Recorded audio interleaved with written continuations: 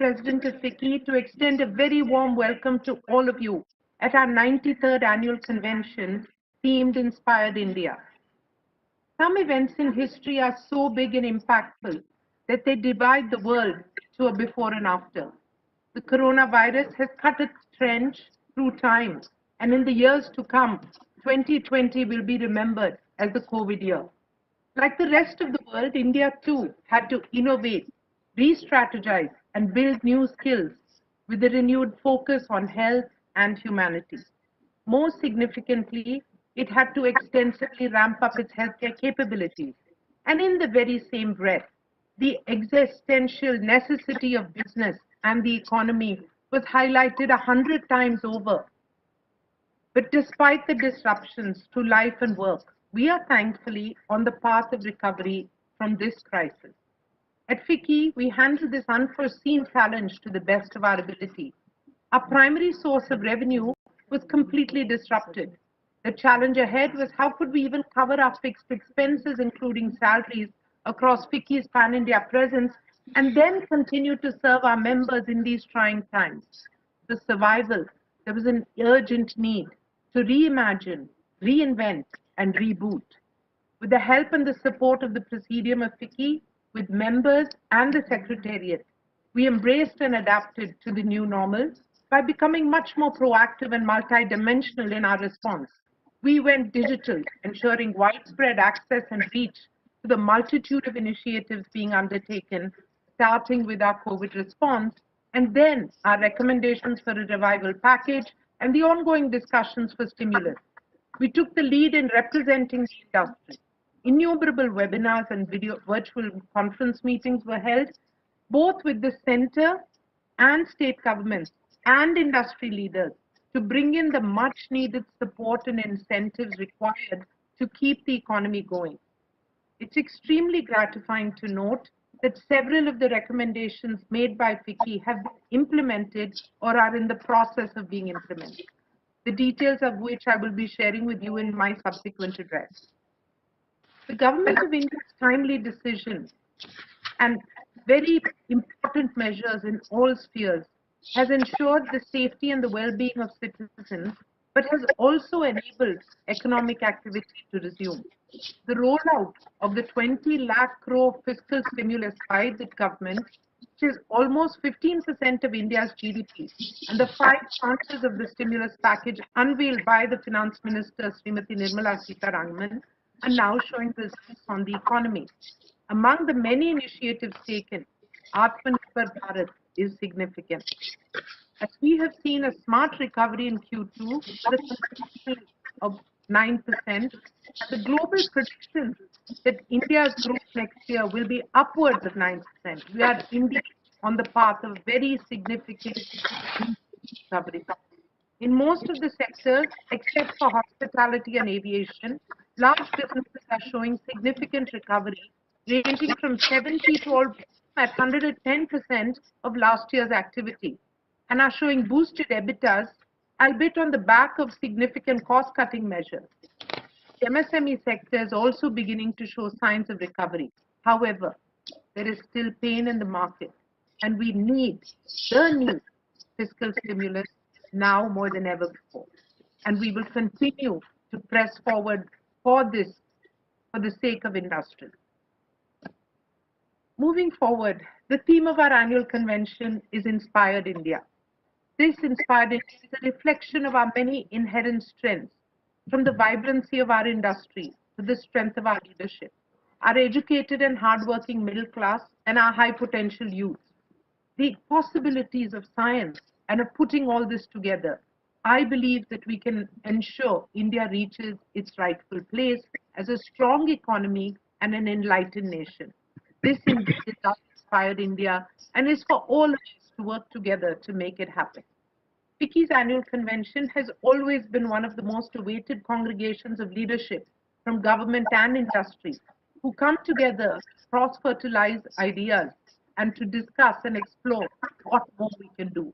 This year, our sessions will ideate on several pertinent topics, such as the trends in AI and its future possibilities, the need for capital to fund a $5 trillion economy, reimagining healthcare in a post-COVID world, and most importantly, the track to hastening the vaccination and its delivery, implementation of Industry 4.0, Atmanirbhar Bharat, and many, many others. And as the country steers towards a new era of digitalization, which sectors will continue to be the building blocks of a new India, and which will be the new emerging sectors? This and more as we collectively architect the new and inspired India. I'm happy to announce this year we're also inaugurating the first ever FICCI Annual Expo 2020, a year-long, one-of-its-kind virtual event inspired by the need for Indian business to stay connected and to forge new business alliances. It is facilitated by FICCI's own fully secure virtual event platform, FICCI, a global facility for business, information, knowledge, and education. It is also a symbol of our innovation and resurgence. We will be sharing more information on the FICCI Annual Expo tomorrow because, as you all know, the Honorable Prime Minister is doing us the privilege of launching this expo. It is my privilege to welcome now, and through the course of the next 3 days, luminaries of distinguished speakers and eminent global leaders who will be sharing with us their vision on an inspired India and their view of the path forward. Thank you all. I'm grateful to each one of you for everything you have done for us over the past year and for your friendship and your presence here today. And as I conclude, I'd like to share my belief. The secret of change is to focus all your energies not on fighting the old, but on building the new. Let us move forward to create a brave new future.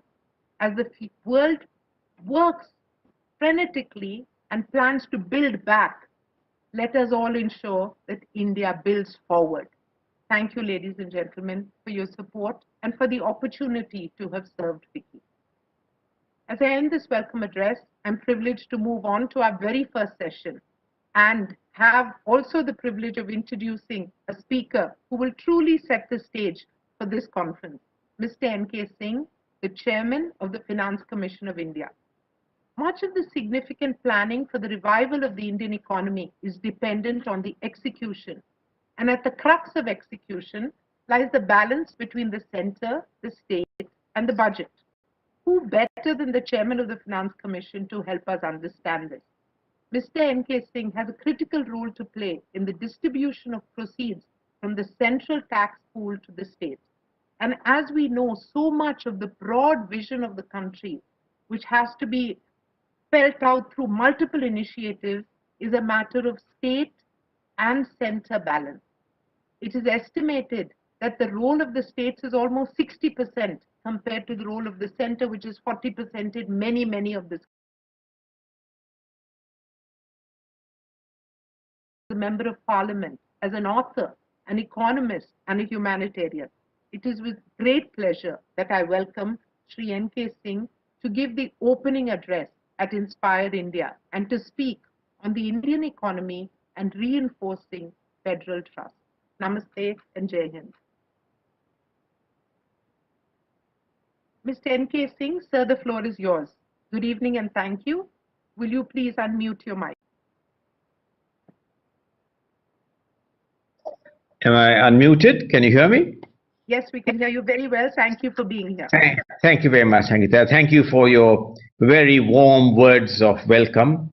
It is indeed a privilege and honor for me to participate at this annual FICCI event, particularly under your very distinguished chairmanship, a period which has seen tumultuous changes, a period in which your leadership has remained unswerving and fully resolved to address some of the important challenges which will shape India's destiny in the future.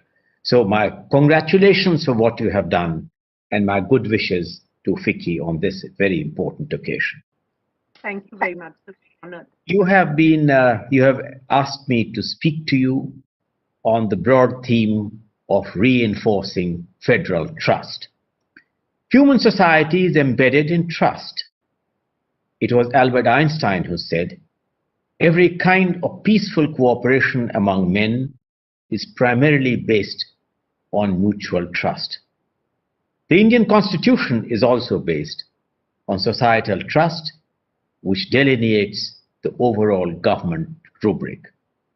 The principal architecture of federal trust is embedded in the delineation of the government structure as contained in the 7th schedule of our Constitution.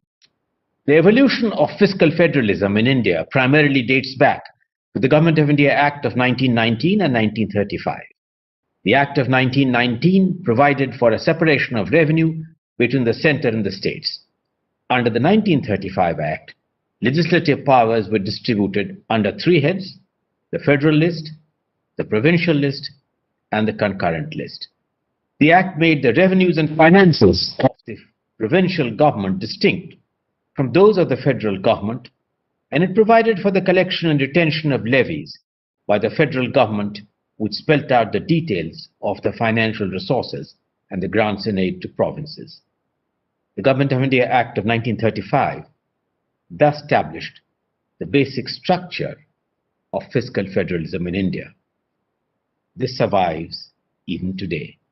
The first Finance Commission was constituted in 1951 under Article 280 of the Constitution to exactly undertake some of the functions, Sangeeta, which you mentioned, namely the distribution of the vertical resources between the Union and the states, and then its horizontal distribution among the states.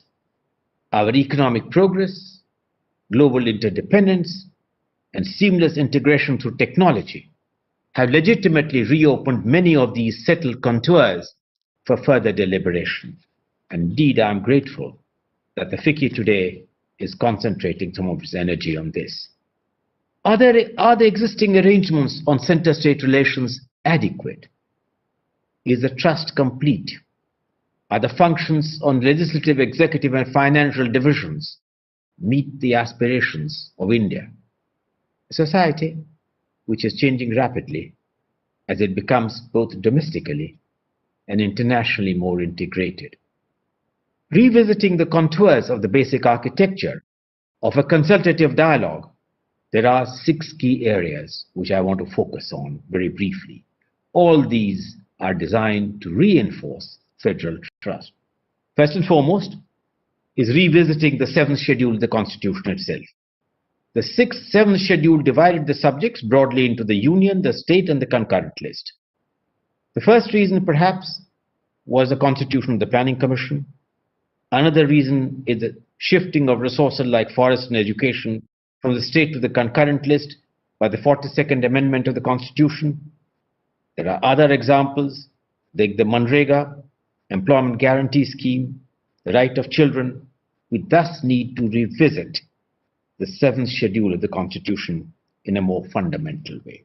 The Commission on Center-State Relations, headed by Justice M.M. Punchi in 2010, also recommended that we need to revisit some of these issues and their entries.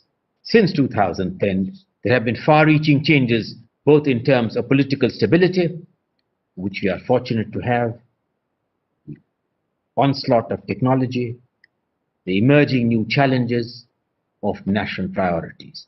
We need to consider all these in earnest. I would therefore suggest, first and foremost, the constitution of a high-powered committee of domain experts. They must recognize the contemporary context of what I said of technology, global interdependence, and changes in our national priorities. These necessitate a revisit to the traditional classification of subjects embedded in the 7th schedule of the Constitution. These national priorities must encompass many new areas which we now confront, like education, like health, like electricity, like infrastructure, to mention a few. The high-powered committee of experts should consist not only of parliamentarians and legal luminaries, but equally of experts with domain knowledge, with economists, academia, policy makers, and others engaged in the implementation of national priorities. Second, we need to revisit the entire area of Article 282 of the Constitution. The legitimacy of all centrally sponsored schemes, most of which are in the domain of states, emanate from the use, or if I may say, misuse, of Article 282 of the Constitution. Based on the internal exercise which we did in the Finance Commission, it appears that there are approximately 211 such schemes and sub-schemes under one form of umbrella of these others. Many of these are masked in one form or the other. Thus, the centrally sponsored schemes should be flexible enough to allow the states to adapt, innovate, and change. We need to have a far more credible policy for rationalization of both centrally sponsored schemes and central outlays. We need to constitute an empowered group of domain experts to submit their recommendations to the Finance Minister and to the Prime Minister on the modalities for further and deeper rationalization of these centrally sponsored schemes.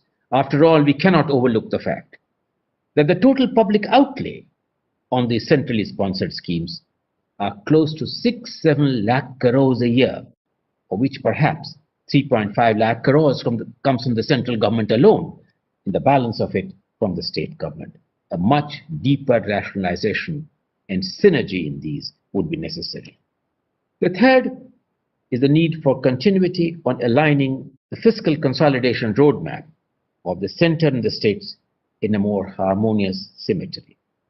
This is an arduous but an inescapable task. A differentiated debt path for the state, which recognizes the present constraints and the issues of debt legacy, must be handled with sagacity and with sensitivity. The union government has allowed flexibility in terms of the package which Sagita had read out, or the finance minister allowing the states to borrow 2 percentage points more than earlier based on certain performance criteria. We need to build on this. We need to have a flexible performance-based outcomes while determining fiscal and debt targets. A fiscal range, then a fiscal point based on expenditure outcomes may be the need of the hour. Fourth, as Finance Commission, we recognize we have an important role in reinforcing federal trust, and we need to really emphasize that the inclusiveness of our mandate and the sense of ensuring equity and efficiency in a harmonized way is the principal challenge of the Finance Commission, which we have sought to address. Equally, the Finance Commission needs to have an important role and synergy between the working of the GST Council and the Finance Commission.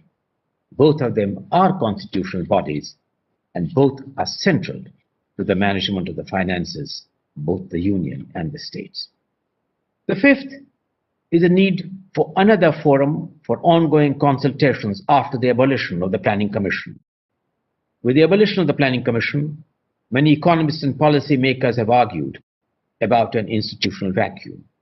While the National Development Council is performing an important role, the states have pleaded for a credible institution acting as a link for a policy between the center and the states. The Niti Aayog has emerged as a credible think tank, and their work in the sphere of center-state relations needs recognition. However, the states are keen to have a different kind of policy-based consultative forum. This is an area which deserves further consideration of policymakers. Sixth is that we must be mindful of the need to nurture trust, not only between the Union and the states, but also with the third tier of government, namely the local governments. They play a very important role in human development in terms of health and educational outcomes, and are consistent with the broad spirit of our Constitution. While the Central Finance Commission plays an important role in recommending resources, the states must equally ensure timely constitution of the state finance commissions and tabling their report in the state legislatures. At the same time, the accountability measures need to be strengthened at the third tier of the government to ensure that the best outcomes from funds which are devolved to them can benefit the third tier of government. Local governments are now integral to our polity. Federalism is a philosophy which is highly desirable for a complex country like India. It must go beyond partnership which are embedded wholly in fiduciary obligations. They must embrace issues of national priority, which transcend boundaries, because they are designed to address the basic tenets of growth, the growth multipliers, and benefit every segment of society.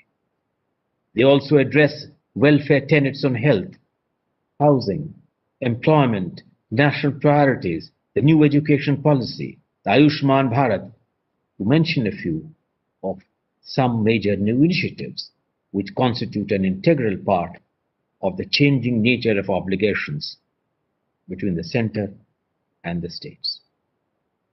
We must address the limitations of a written constitution while never forgetting that stability is an equal player. The ancient Greek philosopher Socrates once said that the secret of change is to focus all your energy not on fighting the old, but on building the new. I do believe that if fresh initiatives are taken on some of the suggestions which I have briefly touched upon and I have made, it could impart new dynamism to fiscal federalism. Federalism may be flexible. Trust is not. It needs constant nurturing and constant rejuvenation. It is in this spirit that I thank the President and FICCI for this opportunity to share with them some thoughts on reinforcing federal trust. Thank you very much for this opportunity. Thank you, Shri N.K. Singh. Nobody could have said it better. To combine the complexity of a subject like this, to encapsulate the complexity of a country like ours, where nothing is binary. It's a spectrum of opportunities. It's a wide variation of choices and options which happen at every count. And yet you encapsulated it so beautifully with the 5 relevant and important points. And then when you say that federalism is a philosophy. Thank you so much for your time. Thank you for this great opening, which actually lifted the dialogue to another dimension. I truly appreciate it and commend you for everything you have done in the service of this nation. Thank you so much. Namaste. Namaste. Thank you.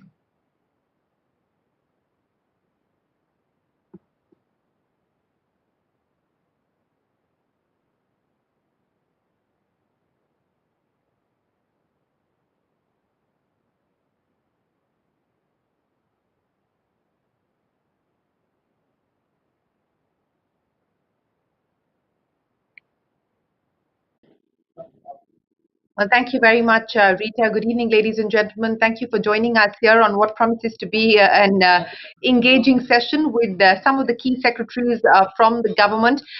What we intend to do is to try and get some sense of what the priorities will be that the government wants to focus on as we move towards the new year.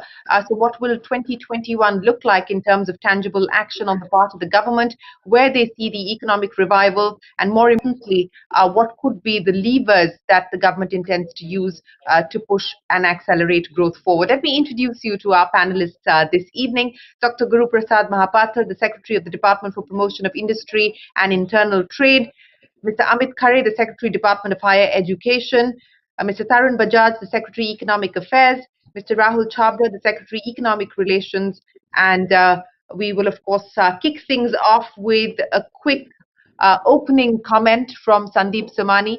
Sandeep Somani is the immediate past president of FICCI and the vice chairman and managing director of Somani Impressor Group. Mr. Somani, I hand it over to you. Thank you, Shireen. Shri Amit Khare, Dr. Guru Prasad Mohapatra, Shri Rahul Chabra, Shri Tarun Bajaj. A very warm welcome to this August panel of the secretaries to the Government of India and all our esteemed guests from the government, industry, our partners and media. With the onset of the COVID-19 pandemic, India, like the rest of the world, has been striving hard to emerge out of the crisis by focusing on innovation, devising new strategies, building new skills and competencies, while at the same time prioritizing health and welfare for all its citizens. There have been several reform measures and key initiatives in the last 9 months whether it is startup initiative of DPIIT, the ECL GS scheme of the Ministry of MSMEs, the decision to redefine MSMEs, the landmark National Education Policy 2020, and the significant agricultural reforms. The progressive policies introduced by our government, major infrastructure development plans, large consumer market, all point towards significant headroom for growth to become a strong economy and an enlightened nation which will be our inspired India.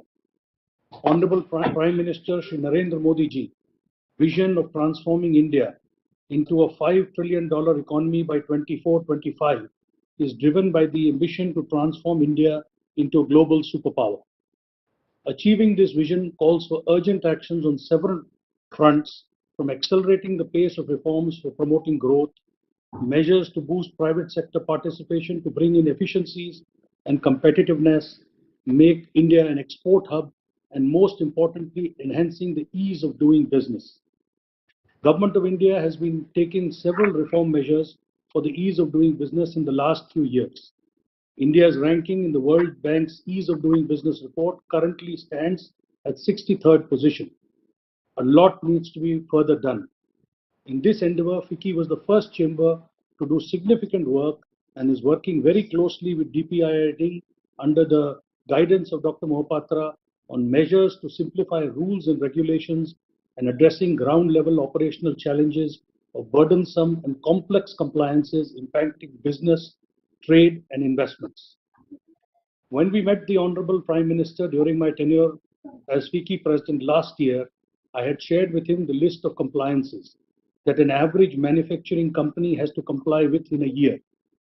This came out to a shade below 2,000 in number. And if some of the sectoral compliances for pharma or food companies were to be looked at, this number rose to 5,000 to 6,000 compliances a year. I'm sure you would all agree, many of these compliances in today's world have outlived their utility and can be done away with, and many more can be simplified. Honestly, when we presented our thoughts on the ease of doing business last year, we were skeptical about how it would work across the government. But this year with the pandemic, we have witnessed excellent interministerial coordination. The empowered group of secretaries was a very powerful initiative to address issues cutting across different ministries in a very effective manner, and we did see great results of this approach.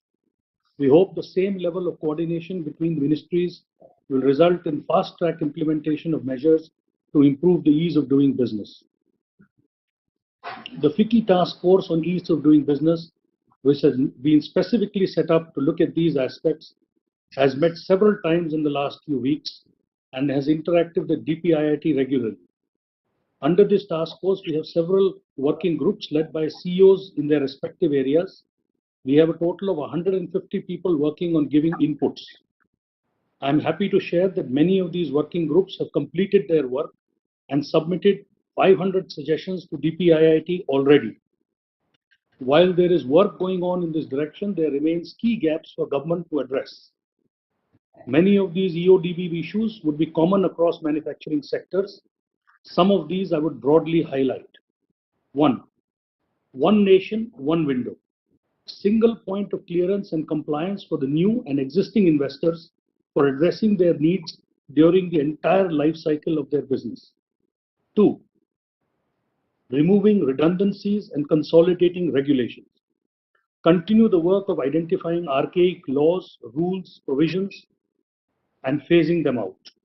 Consolidate rules where multiplicity of reporting requirement exists. For example, under the Environmental Protection Act, there are multiple rules, each requiring reporting and data submissions that can be consolidated.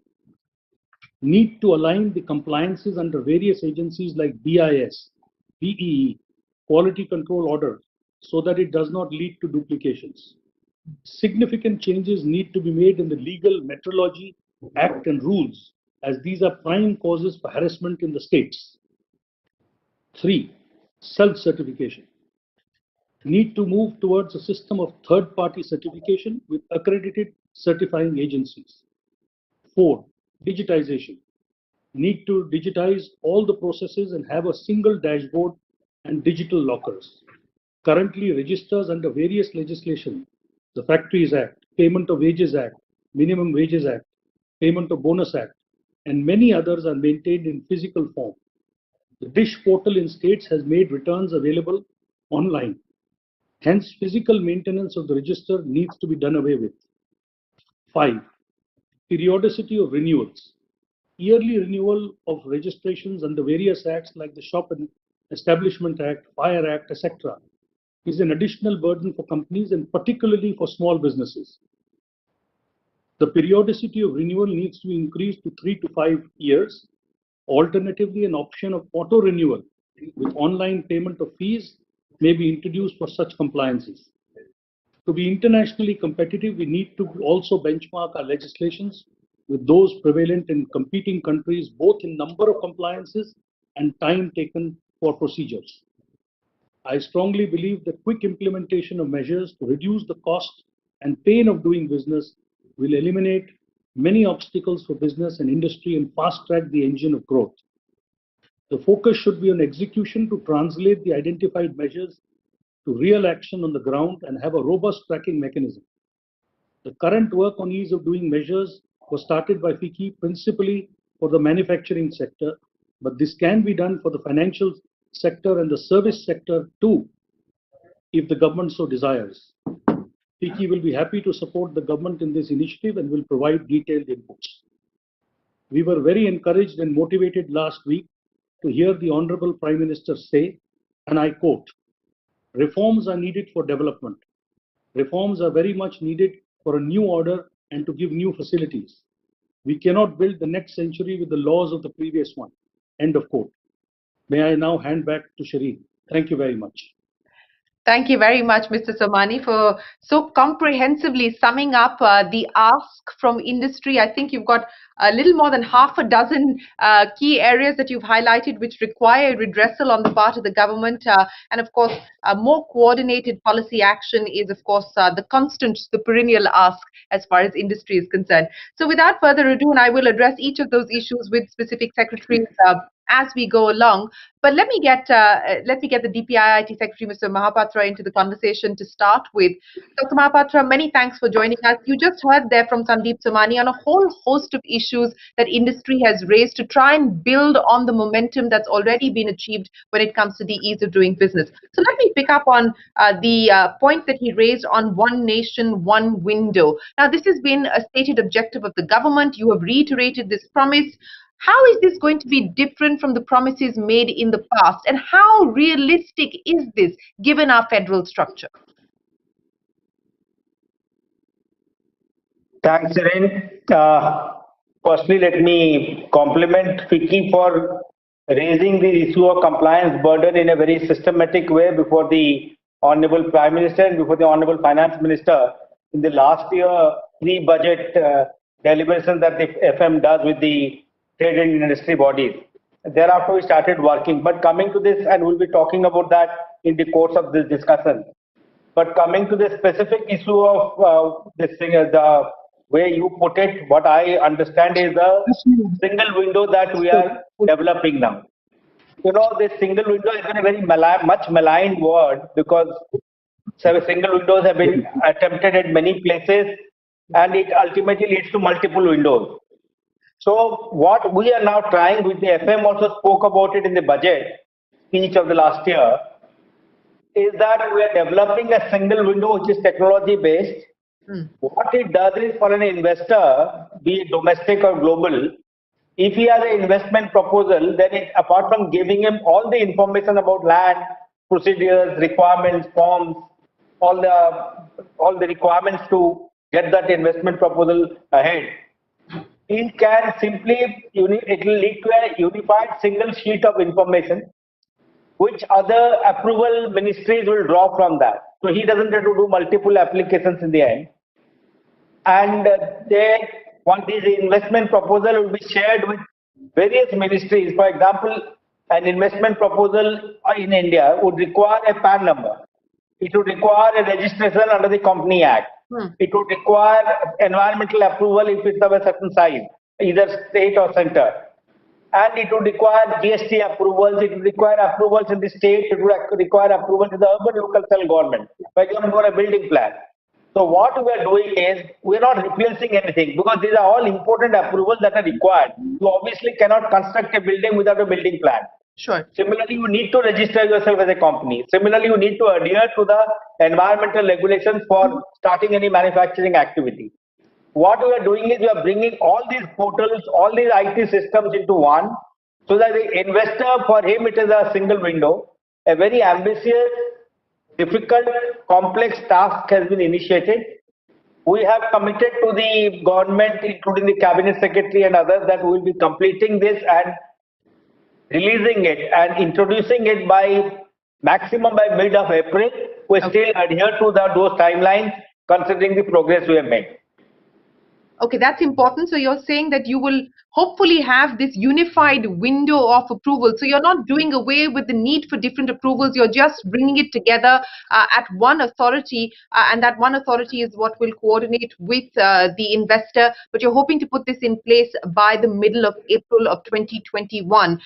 Mr. Mohapatra, let me ask you about the point that was also raised by Mr. Somani, which you alluded to as well. Compliances, sir. I mean, 2,000 compliances annually, 5 to 6,000 compliances annually, and in some sectors like alcohol, etc., it's even more. So what's the plan now when it comes to bringing down antiquated, outdated compliances, multiplicity of compliances? Are there any specific sectors where you feel the pain is much more than others, where you intend to prioritize the cleaning up, so to speak? Let's not go into the numbers, because I myself has wondered where has these 3,000 and 3,500 and things like that have come. But as I said, disregarding the numbers, it is definitely true that there are very cumbersome procedures in certain activities, and more so in activities like retail, hotel, entertainment sector, a hotel with a bar. So things like those activities require multiple compliances. What we have done is, thereafter, once this issue was brought, this is now linked to we are doing the ease of doing business work. We have done reasonable progress in that. Compliance burden is a very, very important activity for the government now. The Honorable Prime Minister has linked it to having a very meaningful and simplified citizen interface activity. The government has now given this important task to every ministry of the government. A very systematic review takes place at the cabinet secretary level. At DPI, it is coordinating this. We have now divided into 5 categories. So in the first lot to be done by end of March is to reduce annual inspection, or if not, they can be reduced, they can be automated, faceless. The renewals, registrations, data, every data has to be digitalized. All the inspections, all the renewals have to be either be done away with, or can be made for a longer period. All the data to be digitalized. The requirement of a citizen to file multiple records need to be addressed to. And wherever the reduction in process in these categories is the first lot of compliance burden activities we are doing.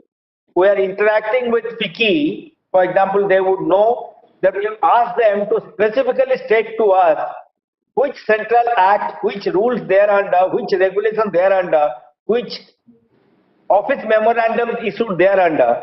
Kindly specify that to us. It becomes easier for us to simply tackle that. And they have given us more than 200 such in the last couple of months. A team is working with them, and we are also working with other trade bodies. Similarly, we are interacting with the state. And I can assure you, this has received the highest priority of the government. We'll see significant work. Then this is going to be very, very systematic, systematic and very focused activity. We'll see from various departments in Government of India towards reducing compliance burden. Decriminalization of activity is one such. Third-party inspection is another such. I'm just giving you some examples of how it is being tackled. Well, sir, that's the second headline that you've given us on this session. You're saying that the process of renewals, registration, inspections, etc., you anticipate big changes coming in, hopefully by March next year across a bunch of these categories. That certainly will be good news for industry. we will hopefully get a little bit more time to delve deeper into each one of these as we go along. But let me bring the Education Secretary into the conversation. Mr. Khare, many thanks for joining us. My very first question to you, sir, we're still in the midst of the pandemic. In most states at this point in time, schools and colleges remain closed. What is surprising to me is that there isn't enough debate that's currently ongoing in the country on what the outcome will be. Yes, there are those who have access to digital education and digital classrooms formally, but there's a large part of this country that has no access to digital or online education. So is the government concerned about the kind of impact that this is going to have on learning outcomes if this were to continue, the fact that schools and colleges will remain shut?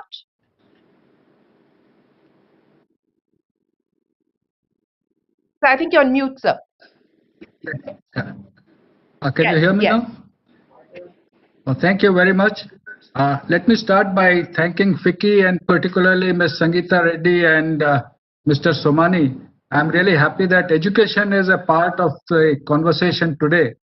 Let me start by, or let me continue the discussion that we were having earlier. The reforms which are required in the education sector. You must have read the National Education Policy, but many changes that we are bringing now. The compliance burden that was being mentioned by my friend Guru Prasad Mahapatra ji earlier. For example, in the UGC new guidelines for the online education, we have issued the new guideline that all universities which are ranked top 100 in the NIRF or which are graded as NAC A+, they need not come to UGC for any further approval, and they can automatically start the full degree, online degree programs. So these are the changes. If we have time later, I will come to it. But to respond to your question, digital education has taken a very important place in the new system. And there is, of course, this question of digital divide. But we are trying to address it by three ways. One, that whatever programs are being delivered digitally, the same programs, we have 36 educational channels. And I mean, it so happens that I'm also in charge of the Information and Broadcasting Ministry, which has those channels. So we have provided 12 channels to the schools. So whatever a student learns digitally, another student who is not having the facility of a digital device or has some problem of connectivity, they can access the same program through the medium of television. We call it Swayam Prabha channel. So one can either access through the digitally in the class or in the home, or one can watch it through the television. The third is regarding the states, because if you talk about education, it is very important to note, especially in the area of school education, that different states have different languages, they have different curricula. So what we have done within the same channels, we have provided 2 hour time to every state that where they wish to have their own program, they can do so. We have also requested the 15th Finance Commission, hopefully once the final decision is taken on their recommendation, there will be some provision of devices also for the economically weaker section. But meanwhile, this three-pronged approach that we are having, one is to provide lessons through the digital media, which we call as Swayam. NCRT has got a Diksha portal for the school children. Then we have these educational channels. And then there are the innovations at the ground level, where many teachers are using their own phones to assist the students. So all three put together, I think the learning outcomes are bound to improve. And people get surprised when I say improve, because our country is facing a massive shortage of good teachers. Yes. So it is always, I mean, this has given us a great opportunity that we are recording the programs of good teachers from all over the country, putting them on the Diksha portal or on the Swayam portal. The peer review is there so that the good content is transmitted to the student. And therefore, even in the remote areas, say, of Nandurbar in Maharashtra, or say places in Jharkhand and Chhattisgarh, good quality lessons, good quality content is being transmitted there. Okay. I'll stop here. That's good to hear, Mr. Khare. I hope that, as you point out, that we will be able to bridge that digital divide. But if I could ask you about the road ahead, you spoke about some of the reforms that have been undertaken in the education sector. The NEP is one of them. This is also a sector that has seen a significant demand-supply mismatch, and the role of the private sector has been viewed with a little bit of suspicion because of the private sector as being seen as profit-making, education not being seen as a profit-making venture. As we move forward, what is the role that you see of the private sector in education? More importantly, what is the role that you see of foreign direct investment in the area of education? And how do you reimagine PPP models in the education sector? The government has also announced viability gap funding. If you could address these three issues. Oh, definitely. One of my favorite subjects. I'm glad I brought it up. See, the national education policy, we are saying that it is transformative in nature. It's not an incremental change that we relax a few rules here and there.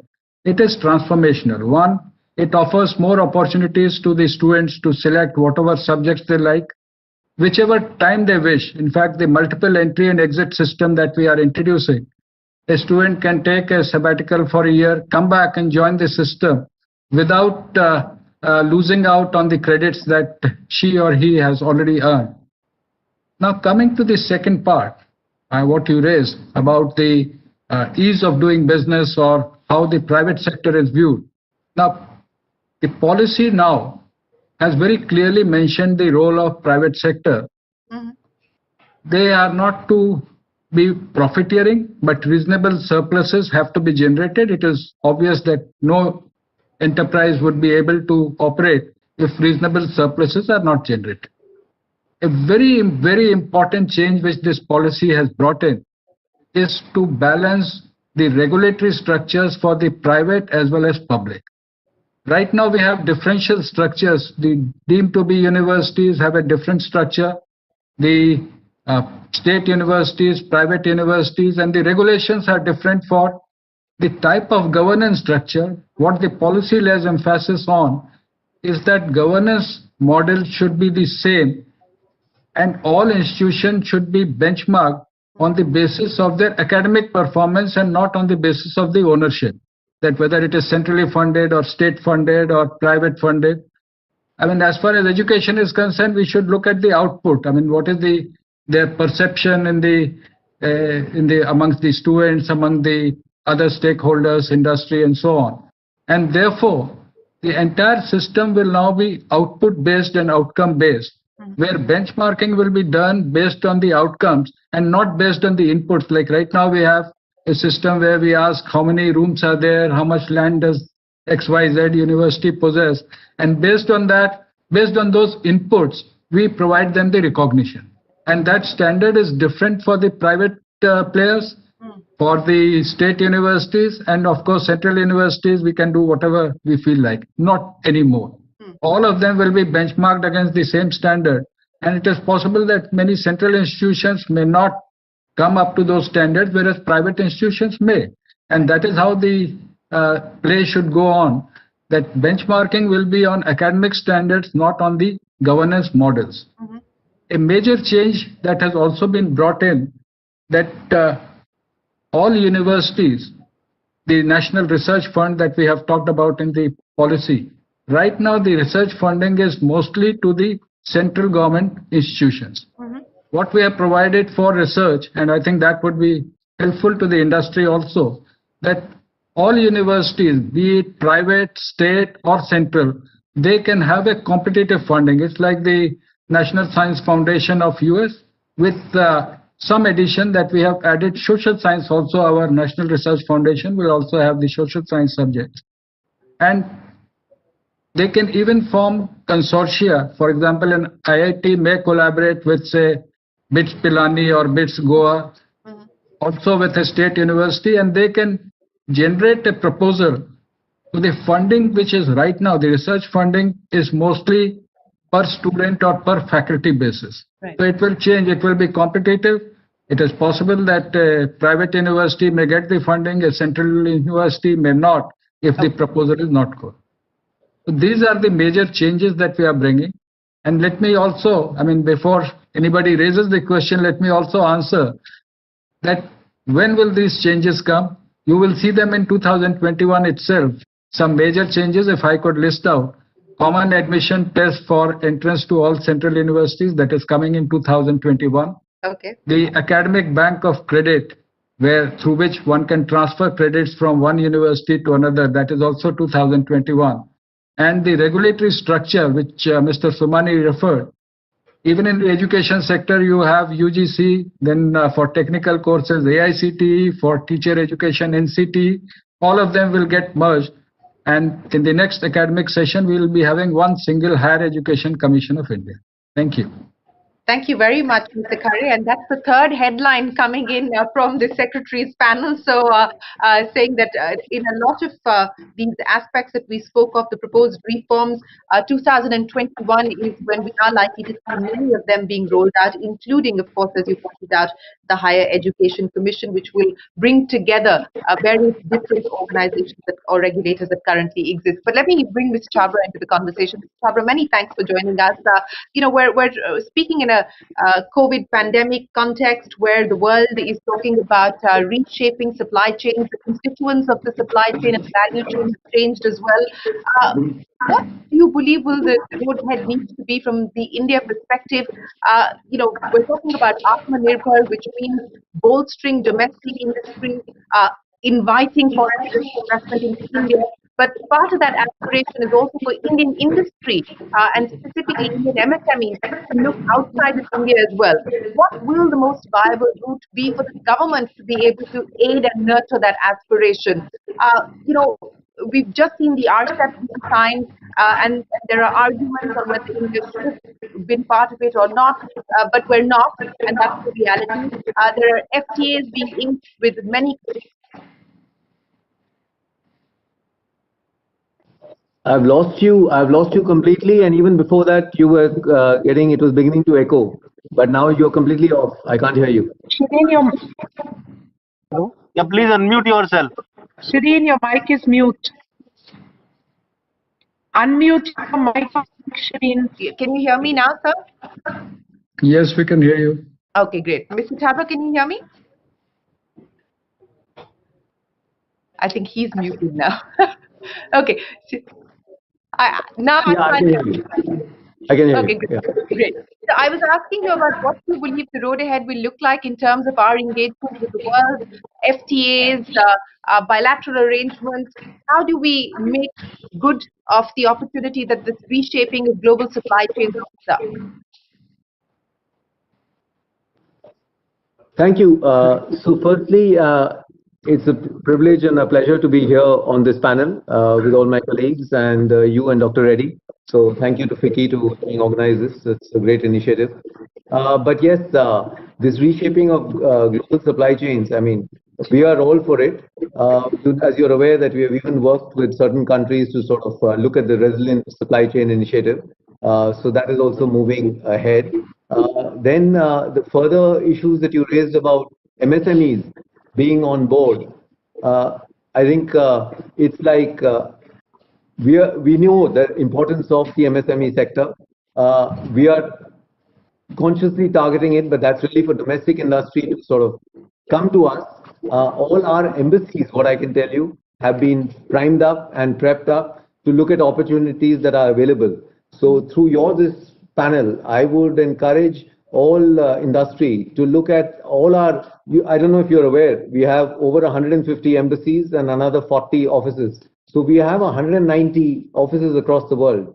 So, I mean, they should really be your front offices for corporate India.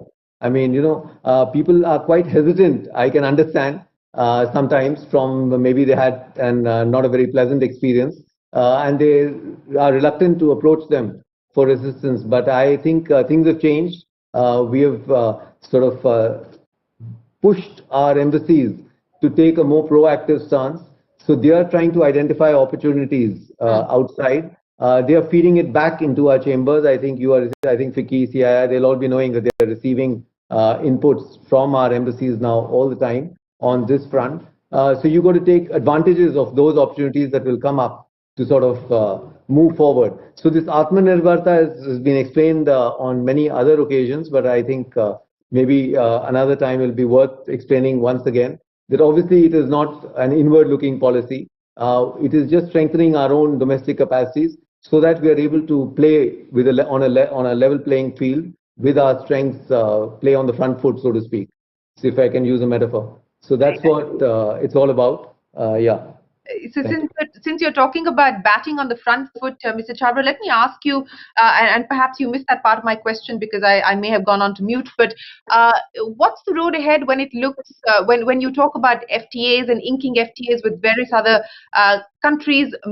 According to the government at this point in time, many current FTAs are already under a process of review. How important is this going to be as part of this Atmanirbhar push to take Indian industry global? FTAs, we are looking at them, having a close look at them. Just inking an FTA is not a necessary condition to sort of, trade has gone up with several countries where we haven't had FTAs. Trade has not gone up with countries we've had FTAs. So there's no clear linkage in that sense. There's many studies have shown that.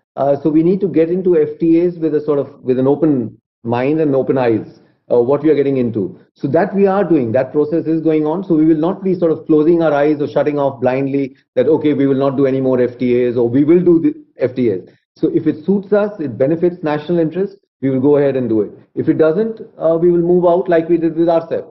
So, and it is a call that the leadership will take on the basis of solid advice and evidence, and that's how it will move ahead. Okay, I'll come back to whether the government has identified any particular geographies where you believe that an FTA would be mutually beneficial for us to move ahead with. But let me welcome the Economic Affairs Secretary, Mr. Bajaj, into the conversation as well. Mr. Bajaj, many thanks for joining us. Let me start by asking you about the state of the economy and the latest pulse check that you've got, sir, because the last GDP print was better than the first quarter GDP print. That -7.5 looked significantly better than -23.9%. Now that the festive season is over and done with, how confident do you continue to feel about demand outlook? More importantly, investment outlook, that continues to be subdued. We haven't seen a pickup in credit offtake. Do you believe that we're on the cusp of seeing that turn? Thank you so much. Thank you, FICCI. Thank you, Dr. Sangeeta Reddy, Mr. Somani, and yourself for having me on this panel.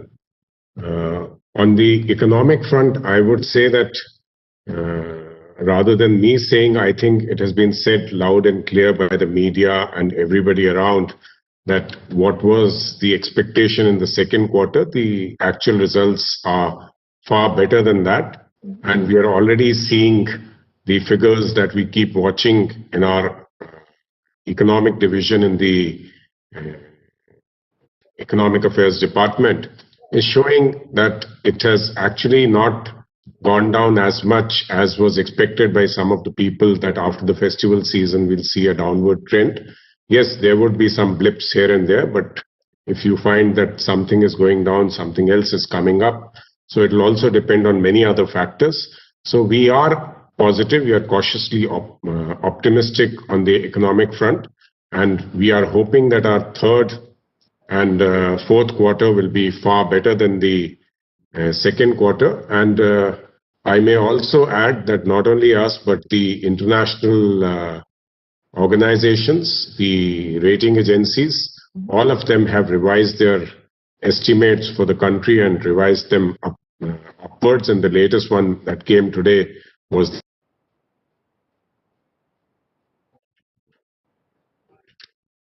I think we've lost that line with the Economic Affairs Secretary. So we lost you for a moment. Can you hear me now? Yes, we can. So I was just saying that we will continue to take all steps that are required for ensuring that the economy keeps going up from here, and we'll see far better quarter 3, quarter 4, and the next year once we come out with our budget. So I'm sure there'll be positivity in the economic figures that we see. Well, that's good to hear, and you're absolutely right in pointing out that we have seen those GDP upgrades coming in across the board on the back of the Q2 number. But one of the demands that industry has made, and I think Mr. Somani spoke about that as well, the need for a DFI, sir. And I know that I have raised this issue with you previously as well. Has there been any further movement on that? Is this something that the industry should hope for, or do you believe that this is going to be pushed out for later? No, no, no. Your latter part is absolutely not correct. I think you should. So it's a question. I'm not making a statement. I'm asking a question. But I'm answering it in that manner. So I would say yes. I think there's a huge requirement for that institution. We have a lot of requirement for infrastructure spend in our country. And recently, after the Prime Minister had this interaction with the funds, and then he's having a one-to-one interaction with the funds, and they are giving their suggestions. And this is one of the things that is coming up. And I'm sure in the months to come, you will see some good progress on that front. Let me also say this, that we have also created a debt platform in the NIF, for which there was a cabinet announcement. And the government of India is committed to give 6,000 crores in the next 2 years. That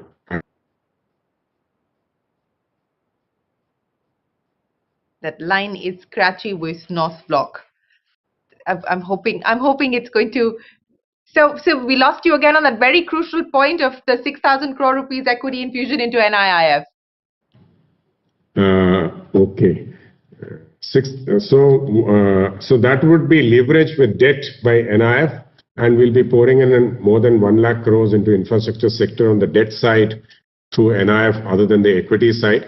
So I'm just trying to bring out this point to you, that while DFI is in the works, we are also taking other steps to ensure that infrastructure spend happens and both debt and equity are taken care of. I am going to pin you down like I tried with your other colleagues, and I got dates from both Dr. Mohapatra as well as Mr. Khare. So I'm going to ask you, when you say work in progress, what should we expect in terms of when we can see the DFI? To be very frank with you, my colleague is doing that, but without committing him to all of you through this method, I would say you should see good progress very soon on that front. Okay. So let me get out of that. you're going to keep it ambiguous, but very soon is the message on the DFI. Dr. Mohapatra, if I may come back to you, sir, and talk about FDI, because we saw record inflows in Q2, FDI $23.4 billion versus $9.7 billion a year ago. Mr. Chavra was also talking about the outreach program that the government is running across various embassies, trying to draw in investors. The DPIIT and Invest India have been doing that as well. Is there an assessment, sir, of how many companies who may not currently be present in India are willing to put fresh capital into India across different sectors, including manufacturing? How much more incremental FDI is likely to come in? What's your current assessment? You know, this FDI is largely a private sentiment-driven activity.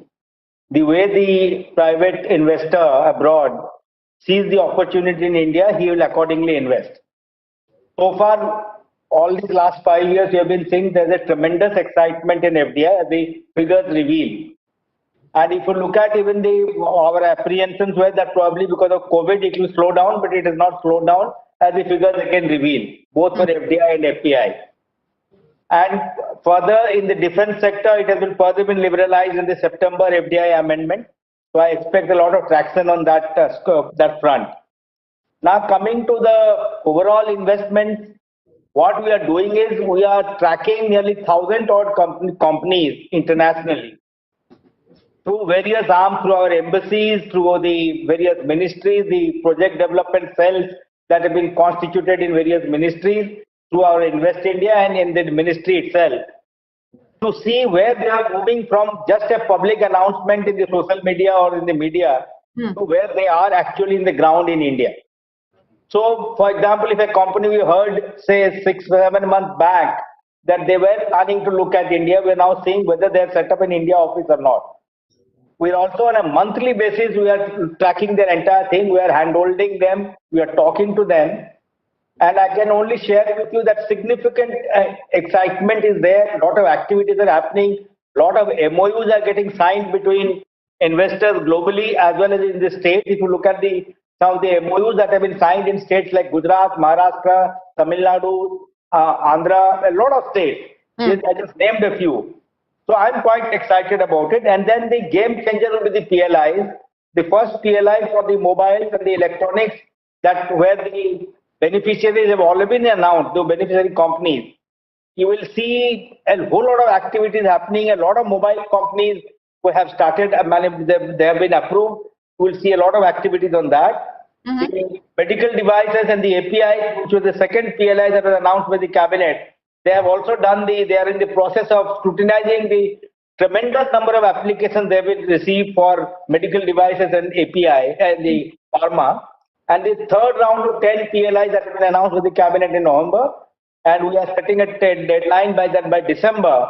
All the necessary approvals of Finance Ministry as well as the respective cabinet approvals for this 10 should be done. So let's see, but we hope to identify the new companies which will be selected under the PLI, all the PLIs by April. So we'll see a lot of activities on that front. Sorry, you said by when, sir? Companies will be identified by? Yeah, by all the ministries which are dealing with this new 10 recently sanctioned FDI, PLI. Yeah. We're targeting by April, the respective schemes will be notified, the expression of interest will be done, and the selection of the companies for receiving those, for being covered under PLI should be done. Okay, so for the companies typically will take 3 months to respond to an expression of interest notice by a ministry also. Okay, so that's the next headline coming in. You expect the new PLI schemes to be notified by April next year is the expectation at this point in time. Mr. Bajaj, if I may come back to you, since we're talking about PLIs, one policy which doesn't seem to have moved further beyond interministerial consultation is the policy on privatization, the new PSC policy that was expected, sir. There's been some back and forth on that. We were expecting it to be out already. Why the delay, and when do you anticipate we could see that? Okay. So today you're asking all the questions which relate to my colleagues, but nevertheless I'll answer them. I thought there's much more interministerial consultation and interdepartmental consultation, sir. So we can get all of you to answer the questions. Yeah, absolutely. I can only say to you that this policy, we have a lot of ambition in the sense that we should not do something routine here and something that dies down after a few years. So that is why it has taken a little longer than what it should have taken. But let me, through you, say this, that the policy will be very ambitious, more than what is anticipated by all of you. And I think this will bring a paradigm change in the way we think in the government and the way we do things in the government. And we'll also see, like what the Education Secretary was telling you about the implementation will also come along with it. So we should see a lot of action on that. Yes, I agree that there has been some delay and some anxiety all over the place for the delay, but it is because we want to create more ambition in the policy. How long before you believe that you'll be able to very soon create enough ambition in the policy, sir? I can give you a time, but if I were to move the note, I would have given you the time, but it is my colleague who's to do it, so I'll say it's going to happen very soon. We just had a chat on this very recently. Yeah. Okay, just a quick follow-up on that, sir, since you talked about the fact that this is probably going to be much more ambitious than is anticipated. Will this then also include things like banking, etc., which there wasn't clarity whether it would finally be part of it or not? Let me say this, that what the finance minister in our Atmanirbhar package 1, I think this was part of it, she had said that even if it is a strategic sector, we will have 1 to 4 in that and the rest we'll privatize. So I think the answer is there in that statement itself. You don't have to ask us to repeat it every time that you ask us a question. So I think this is something very ambitious and will happen for the first time in India. So let's see. Well, that's very clearly saying that nothing is off the table as far as the new strategic disinvestment policy that the government is hoping to put out. And as you point out, sir, it's still a work in progress, but it promises to be more ambitious than people are expecting. Let me go back then to Mr. Khare. Mr. Khare, let me get wrap-up comments from each of you because we're coming to the end of our time. You were kind enough to give us timelines of when you expect the next set of measures to roll out for the education sector. If I could ask you, sir, what to your mind is the big concern that you have as secretary to the government overseeing this sector? What to your mind is the big concern that you have that requires to be addressed?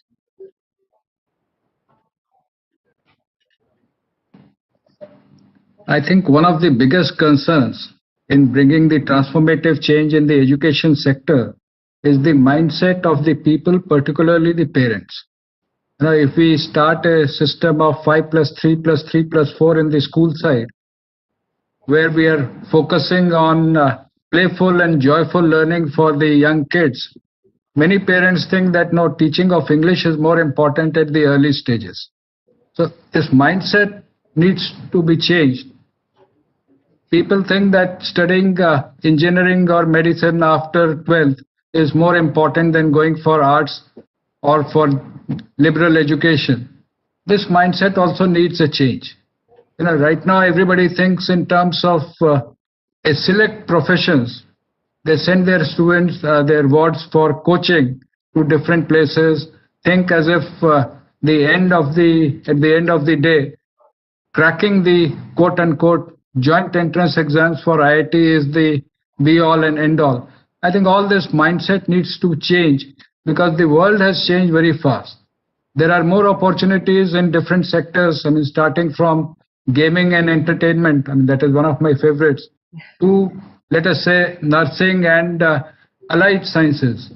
So this mindset of the parents will have to change. It's a tall order, but I think once the students themselves realize the benefits of going for different multi-sectoral, multidisciplinary education, the parents will also realize the same. Yes, that certainly is the hope of the millennials, sir, that there will be this mindset change and this mindset shift. And it's nice to hear you talking about gaming. And of course, there'll be a whole requirement of new skills as we move much more towards a knowledge-based economy as well as towards more smart manufacturing. Barbara, let me get final comments from you as well, sir. Priorities that you're going to be working on as we head into 2021. You are asking me or Mr. Chabra? Mr. Chabra, I'll come to you, sir. Yeah, I think we are really 2021 is going to be very critical. We take over the membership of the UN Security Council. So we will be right up there, one of 15 countries only. So that's for a 2-year period. And that's going to lead into our sort of presidentship of the BRICS, the SCO, and then onwards to the G20. This is a very important period that we're stepping into global engagement, and there'll be a lot to be done by the Ministry of External Affairs. So we are very excited about this coming period. Well, we wish you the very best of luck with that. Dr. Mahapatra, you've already given us some priorities that you intend to focus on. Let me get the closing comments from you and ask you also very specifically about one of the key issues that Indian industry is grappling with over the last few days, the semiconductor shortage. Has that reached your table? Is the government seized of the matter? What do you believe the implications will be for industry, because auto companies, etc., are starting to feel the pain? What was the last part of the question? What is the industry grappling with? The semiconductor shortage that's already been seen by industry, sir. So the semiconductor industry is what has raised certain issues with the mighty ministry and with us. We are talking to them. So I can't comment anything more than that at this stage. But coming to the period ahead, as Secretary Economic Affairs said, we are quite excited and expecting a lot of traction on FDI to continue, startups to continue, and very, very increased determined emphasis and focus on reducing compliance burden in various levels of government. That's what you can expect to see in the next financial year. Okay, Mr. Bajaj, I'll give you the closing comments then, sir, in terms of priorities as we get into 2021 for the economy. Of course, the budget will kickstart things, sir.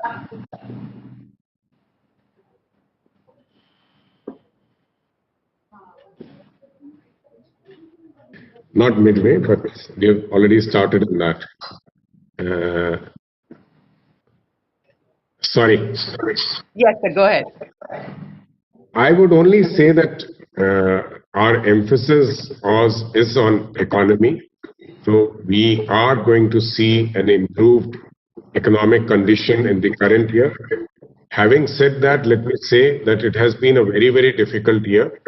And for me to land here and ensure that things move smoothly and none of my colleagues feel the pain of less money or less resources. And to the extent possible, we have tried to do that in this year.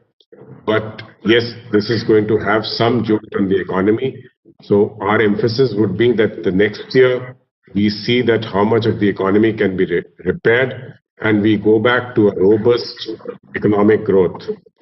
Having said that, as a last comment, since I'm speaking at a FICCI forum, I may also request Dr. Reddy and Uday and Mr. Somani, all of you are here, and we are soon going to next week have a conversation with you. The FM is having a conversation with you on the budget.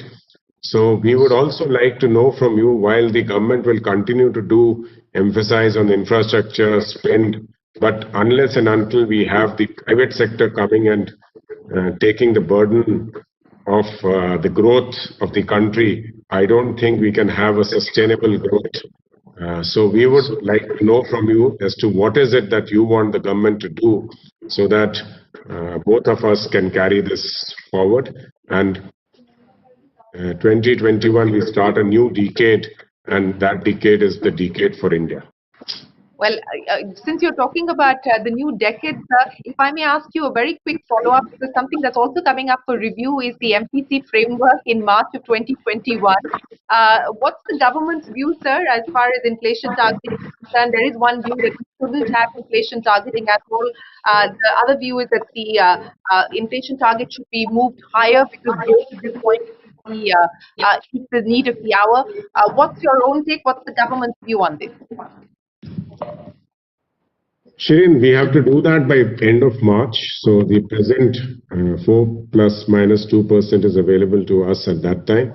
There is some dialogue and some thought process that is going on, but I think it'll be very premature and immature on my part to discuss it in the media in the open forum. Before that, I have many other issues. I've got the budget, I've got the finance commission. So let me settle that and then I'll come to this. We will ensure that we have taken care of the fact that that targeting has not affected the policy options either with Reserve Bank of India or the Government of India in the Ministry of Finance. So we'll take adequate steps to ensure growth happens. All right, sir.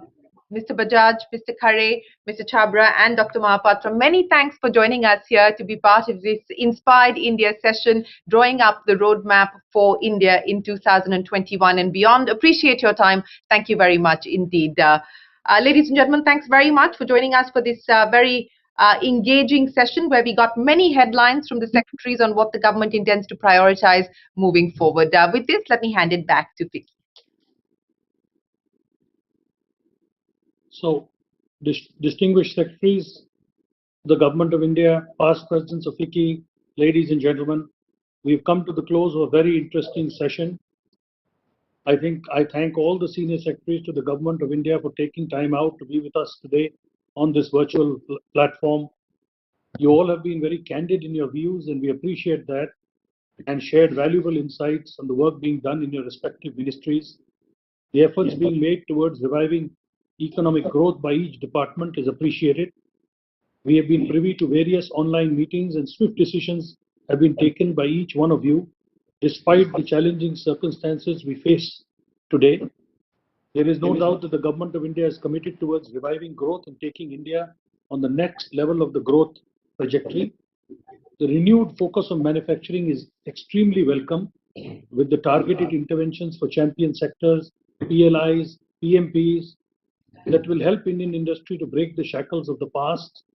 Improvement in ease of doing business combined with the lowering of cost of doing business is central to Indian industry's global competitiveness, and we are happy to see policies being formulated with such intentions. Equal focus is now needed on execution of these schemes and policies under your leadership and guidance. We should not let this crisis go waste. This is opportunity for all of us to join hands and collaborate for finding innovative solutions to pressing issues and undertaking structural reforms to facilitate India's rise in the global arena. We assure you that industry is equally committed towards the objective of nation building. We have been actively working with the government during the pandemic to ensure smooth functioning of economic activities and shall continue to do so even in the future. With these words, I once again thank all the panelists. Thank you. Thank you. Thank you. Thank you, everybody. Thank you, Dr. Thank you all very much. Thank you, Mr. Somani. Thank you. Thank you, sir. Thank you. Thank you very much. We truly appreciate your presence and your wisdom and comments. Thank It you, was a sir. pleasure. Thank you. Thanks, Shireen. Thank you, Sangeeta. Thank you. Thank you.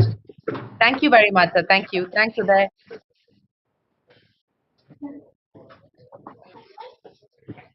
Sandeep, thank you very much. We'll Thank you, start the Sangeeta. next session Absolutely. exactly at 5:45. Done. Look forward. Thank you.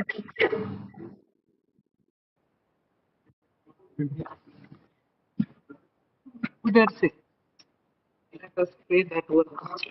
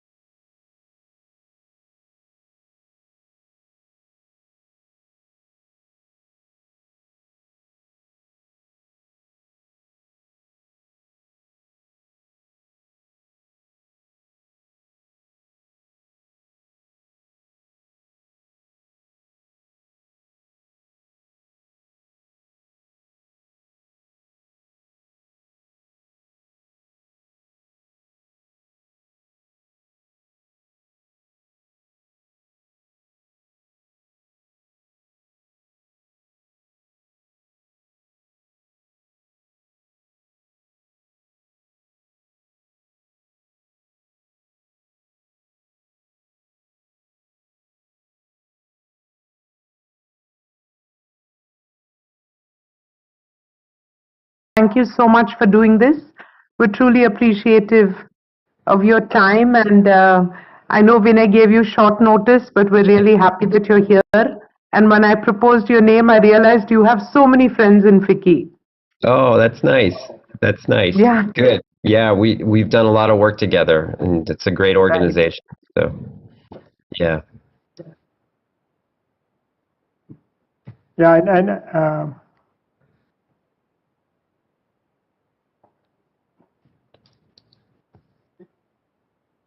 It's about 7 a.m. here, so I got an early start.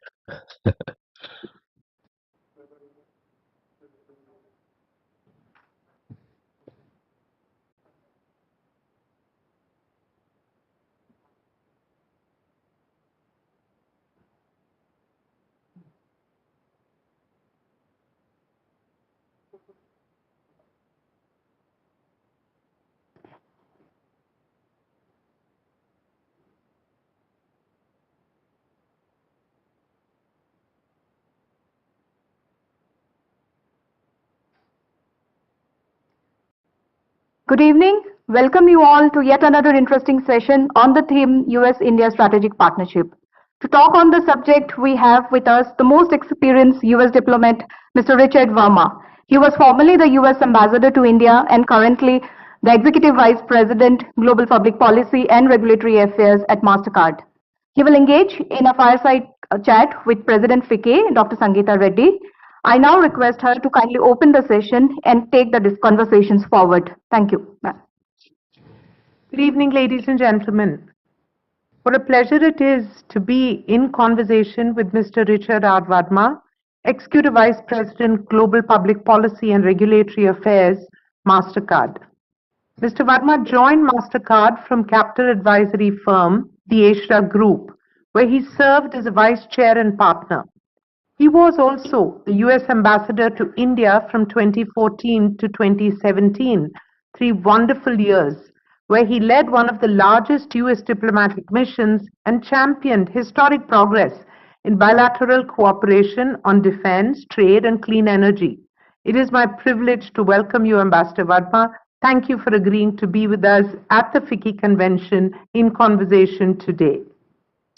Yeah, it's great to be here. Thank you so much for inviting me. I've done a lot of great work with FICCI over the years, and terrific organization, wonderful people. So thank you for having me. So we're very happy you're here. As you know, the India-US bilateral relations have developed into a global strategic partnership based on shared democratic values and increasing convergence of interests on bilateral, regional, and global issues. And there's always been this strong bipartisan support in the United States and in India for the relationship, reflecting its strength and wide acceptance and dynamism, and probably also reflecting the fact that there are so many Indians in America. In the last 2 decades, our relationship has been on an upward trajectory. US goods and services trade with India amounted to over $150 billion, with the potential to grow even more. The cumulative FDI inflows from the US during April 2000 to June 2019 amounted to $27.01 billion. And all major US Fortune 500 companies are among the 2,000 US companies that have invested in India. They see this huge market, this consonance of ideology and thought process. And at the same time, Indian companies, approximately 200, have invested more than $22 billion in the US economy. And they have created more than 125,000 jobs in the US. One of the important pillars of the India-US strategic partnership is energy. With the bilateral energy trade is set to cross 10 billion. And the United States is becoming an increasingly important partner in India's energy security, but also there's a consonance of ideology with the Solar Alliance. India is not only buying, but also investing in energy in the United States. Another important pillar for our defense is the defense partnership, which is stronger than ever before. India was designated as a major defense partner of the United States in 2016, and our defense trade has crossed 21 billion. Agreements such as the LIMOA, the COMCASA have enabled us to use a common platform by our forces and also the exchange of high-end technology. The Indian policy of enabling greater investment into FDI and a greater share of defense companies has also been very significant in this sector. And the 2+2 dialogue between our defense and foreign ministers has been successful in steering our defense partnership. And on the healthcare front, our knowledge partnership with the US for developing the COVID-19 vaccine is indispensable. Other areas we are closely working on are climate change, clean and renewable energy, and India has taken leadership in the world through initiatives such as the International Solar Alliance and the Coalition of Disaster Resilient Infrastructure. I must not continue to say more when our expert is actually with us. So it is indeed a pleasure, on the back of the important and true bridge between India and US relationships, the strong and vibrant India-American community numbering over 4 million. It is a great pleasure for me to talk about what we can do and to ask for your views, whether it's in cutting edge and emergent technologies, in AI and data analytics, and an integral part of the innovation ecosystem are the Indian diaspora, which truly, I think together, we not only help to make each other's economy competitive and vibrant, but also can help the world. So in this backdrop, in the next 15 to 20 minutes, I would be very keen to ask you and get your candid views on some of the questions which arise out of the Indian economic and social landscape. So thank you, Ambassador Verma. Starting with question number 1. So this is a fun one. The Indian democracy is about 4 times the size of the American democracy with very different and complex systems. We're not binary here. For centuries, both democracies have thrived with peaceful transfer of power from one administration to another. Since all Indians were tracking the US electoral results with very keen interest, it was intriguing to see that while India can declare results of election in a couple of days, in the US it was like a roller coaster ride, stretching the results over a week. What's your takeaway from that? Yeah, it's a great question, and I think we're actually still living through it today. I think there's 17 states that are challenging the election results before the Supreme Court. I don't think that's likely to garner much support. So what's interesting, look, we are in a divided country, no question about it, and some of the results were exceptionally close. Under some of the states, if you came within 1% of the margin, there was an automatic recount. And, you know, elections in our country, even the federal elections, are very much run and administered by states and localities. So you have very, different procedures in all of the 50 states. So that makes it a little challenging, but that's just the way our system is. But I think our system has also proved to be fairly resilient through a lot of challenges. A lot are just political in nature. They don't, as I said, this recent one doesn't appear to have much credence to it. And so one of our great hallmarks is a peaceful transition. I think we will have that. We are a bit behind, but I think I choose to be a little bit hopeful during some very difficult times. These are difficult times in the United States and globally with the pandemic, with our economic situation. But I look also at the promise of a vaccine coming out. I look at the transition. I look at the Biden administration about who's coming in. And I'm hopeful that we can turn the corner.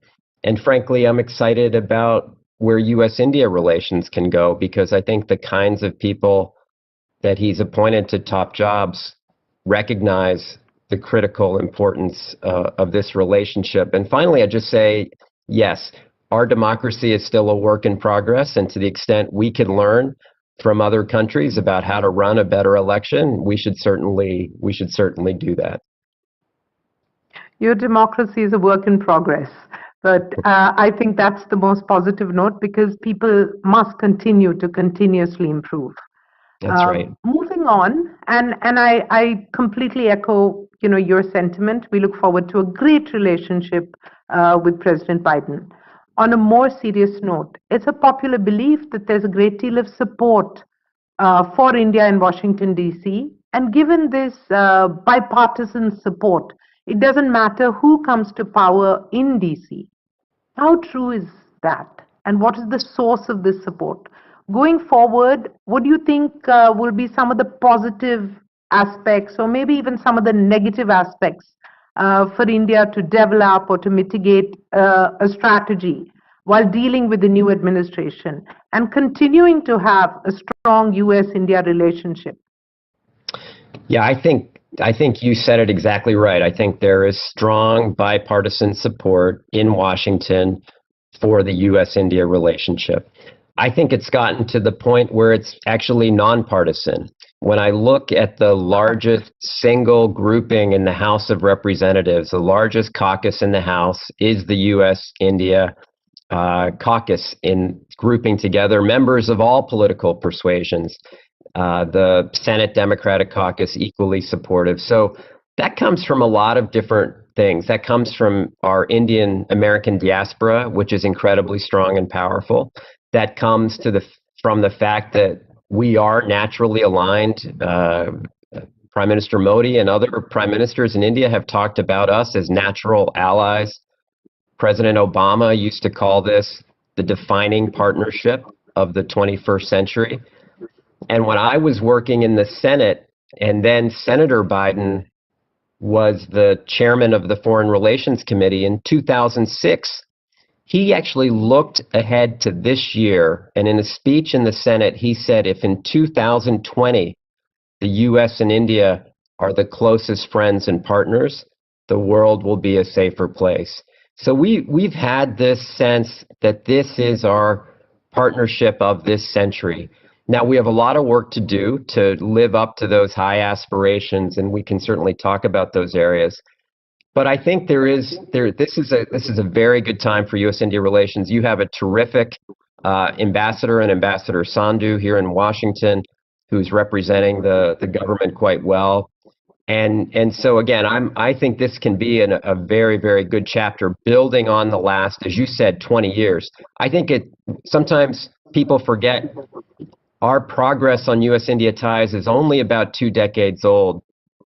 Before that, we were kind of stuck for many, many years. So 20 years is not a very long time. We have a lot of ground to make up for, but we've certainly made good progress. So on that truly positive note, I think all of us believe that good economics makes for good politics as well. And there has been a focus on the strategic and the defense ties in the context of the Indo-Pacific. And otherwise, over the past few years, given the fact that Indo-US relationship is based on a broader complementarity between the two democracies, do you see that the Biden era will repair some of the damage that was done in the trade and investment matrix and the economic front that happened over the last few years, and while maintaining the synergy of the geostrategic cooperation under the Indo-Pacific and other constructs? Yes. So I think the U.S.-India relationship has to be about more than the defense partnership. The defense partnership is exceptionally important, and we have important shared interests for free and open Indo-Pacific. This is a concept that, again, is about 20 years old. It didn't start 3 years ago or 4 years ago. During the Obama administration, as you mentioned, we launched the Joint Strategic Vision for the Indo-Pacific. We designated India a major defense partner, and our defense sales, really surged. Our defense exercises surged. So I'm very confident about where the defense relationship is. The one thing we have to do, though, is connect the strategic and the economic. The economic can't be isolated. It can't be on a lesser track or of lesser importance. And we were able to do that. We had the strategic and economic dialogue. I hope that's something the Biden administration brings back, because there are some challenges on the economic side, and they're on both sides. Look, there's rising nationalism around the world, rising protectionism around the world. And so we need to really fully develop our trade and economic relationship. As you mentioned, it's about $150, $160 billion in two-way trade, but we can do far better than that. Our U.S.-China trade numbers are about over 700 billion. So we can do much more in the U.S.-India trade relationship. There are some things that are missing, however. We don't have the structures in place. There's no bilateral investment treaty. There's no free trade agreement. There's no structure for a big, complicated commercial relationship. So I think this is an area where we can actually do a lot of work. There's significant interest on both sides, and we're going to have to make the case to our respective populations that increased trade and investment between U.S. companies and Indian companies is good for both countries. I can make that case quite strongly, and we've seen it play out in both nations. As you said, Indian companies are investing billions of dollars in the United States, and it's the same with American companies in India. But there are some issues we have to work through, and I'm not sure we have the right dialogues in place, the right structures, the right legal frameworks. There's still a lot of challenges, and we shouldn't make it that hard for businesses on both sides. So absolutely, Ambassador Verma, I think you hit the nail right on the head. There was a lot of hope that India and US will sign a trade deal before the recently concluded elections, but that did not happen. So what is your view? You're right that we need it, but what's your view on a trade deal or an FTA between these two countries? Can it be a reality? Which issues are standing in the way of us concluding something How would you take this forward? Yeah, look, I think a lot of good work was done on what we're calling the mini trade deal, because it is a small group of issues, but important issues.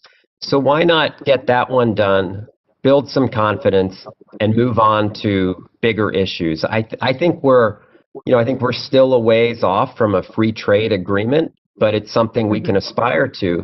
But in the meantime, we can do the mini trade deal.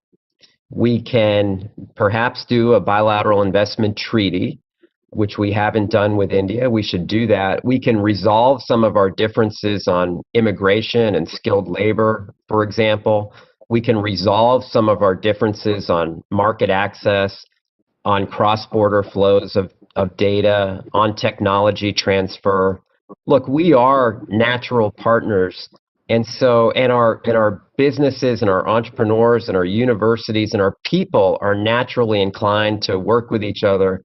So let's get the two governments in sync and move forward with where our people want to go. You're absolutely right. The people, the ideology, even the lifestyles, so much commonality, and of course the education, and taking this further, the business, research, our ability to work together to build new frontiers of common abundance for everybody. I think Yeah. there is so much opportunity, and I like your thoughts of, let's take baby steps, but continuous steps towards growing cooperation and collaboration. We at FICCI will continue to propound this. I think we've always been very positive about an FTA with the USA and methodologies to enhance trade. So we will continue to propound this. Thank you for that thought. Moving on, I think there's been a focus on strategic and defense ties in the context of Indo-Pacific.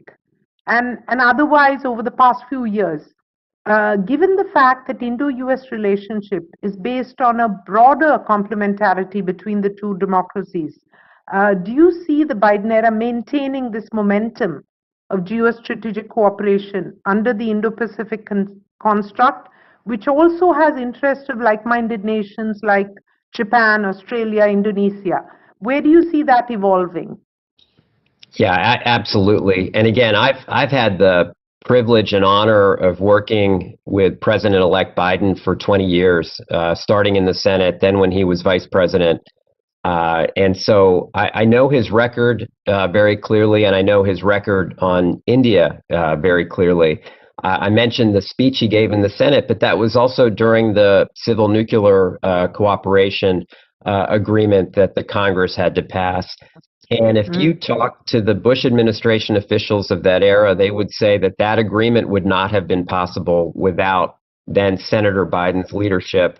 I've seen him in India. I've seen him working on these issues for many years, and I know that Secretary of State Blinken and National Security Advisor Sullivan, when the secretary is confirmed and in those roles, again, these are known people, and obviously the vice president-elect with her ties to India. We're so I was waiting for you to say that. Thank you. Well, I was waiting for you to say that. Okay.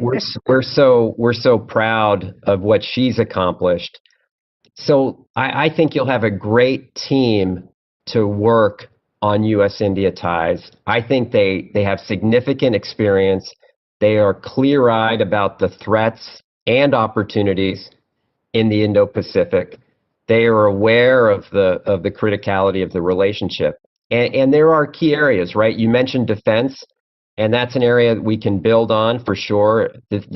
I would flag for people this designation of India as a major defense partner. No other country in the world has been designated a major defense partner. So let's work on this. Let's build it out. Let's do what was called for and treat India as if it was an ally for the purposes of technology transfer.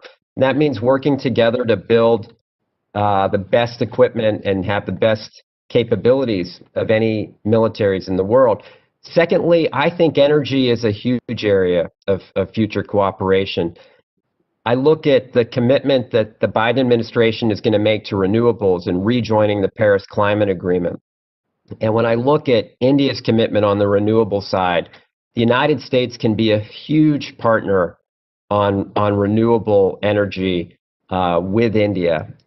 On the healthcare front, an area that you know well, obviously, I think the U.S. and India can be critically important partners, especially now in vaccine development, in vaccine deployment, in healthcare, in pharmaceutical development, medical devices. This is an area where, again, where I think we can do a lot of really good work, and on global health security more broadly. And then obviously on trade and investment more broadly, we talked about the things that need to happen. So I'm looking at defense, I'm looking at energy, I'm looking at trade, obviously high tech and innovation. Again, natural partners here in a lot of different areas. So totally, completely agree with you on all the areas. They're very much what we had flagged in the very beginning. But let's move to the one which I think really strengthens so much of our relationship: Indian information technology and services. So this sector has been contributing to the competitiveness of the US economy. America's largest tech companies and financial service organizations, in fact, even like MasterCard that you know well, are being led by Indian Americans like yourself. We see US concerns about market access, e-commerce policy, data localization requirements, while India has concerns about Section 232 tariffs, H-1B visa policies, and totalization agreements. Will these issues impact the interests of the Indian American community in the new US administration? How do you see these panning out? Look, I think these are all issues that we should talk about and have a regular, not only dialogue, but a pathway to some solution on these issues. And I think, look, on the Indian side, they've been raising Social Security totalization, the limitation on skilled workers for many years. And I think it's time to solve these issues. I don't think we should push them off. And just like I think it's time to solve the concerns on the U.S. side about market access, about intellectual property protection, about regulatory certainty, about cross-border data flows, level playing field. There's a lot we have to solve. On the immigration issue, that's an issue that's personal to me. As I think most of you know, my parents came to the United States in the early 60s, and they started here with next to nothing, and they were able to work their way up. And the fact that their kid could go back and serve as the ambassador from the United States 50 years later is a great, American story, a great immigrant story. And I regret the kind of sense of beating up on immigrants and the anti-immigrant kind of sentiment of the last 3 or 4 years. We've got to remember our roots. We've got to remember what America is about, and that's bringing the best and the brightest here. And I think we do need a broad dialogue and a very comprehensive solution on immigration, where again we recall how important India is to this story. I'd say the same thing on the higher education front. I'd love to see more Indian students studying in the United States and more U.S. students studying in India. And we haven't done as much as we can on the higher education front. And so look, between immigration and higher education, we can do a lot right there to give our two countries and to give our two economic systems the confidence that we are connected. Because ultimately, it is our people, it is our values, it is our ideas that bind us together. So truly, Ambassador Verma, nobody could have said that better than you. You are indeed an ambassador on both sides. I've really enjoyed this conversation, and it bodes so well for the future. I often say I had my early childhood in the US. We grew up swearing allegiance to the Stars and Stripes. So I love it when India and America are working together and are in the same step. Being a healthcare person myself, the really last question: I think you spoke about the vaccine collaboration. You spoke about various areas that we can work together in healthcare. Where do you see, can we work together on research? Not just on the curing aspect of this, but on the prediction and the prevention. Where do you see these paths? Maybe, early warning signals and systems for pandemic. At no point in time in history has healthcare been so center stage. So do you have any additional thoughts on that? And then we'll call it a wrap. Absolutely. I think joint research, joint development on innovative drugs and therapies is critical. I think, look, we want to be a part of the Indian healthcare story, the incredible kind of growth in the health delivery of healthcare services in India is it's so important. But as we talked about, and as President Obama and Prime Minister Modi used to remind us in their 10 or 11 meetings that they had, it's not what just the U.S. and India can do for each other. It's what we can do for the world. It's what we can do together for the world.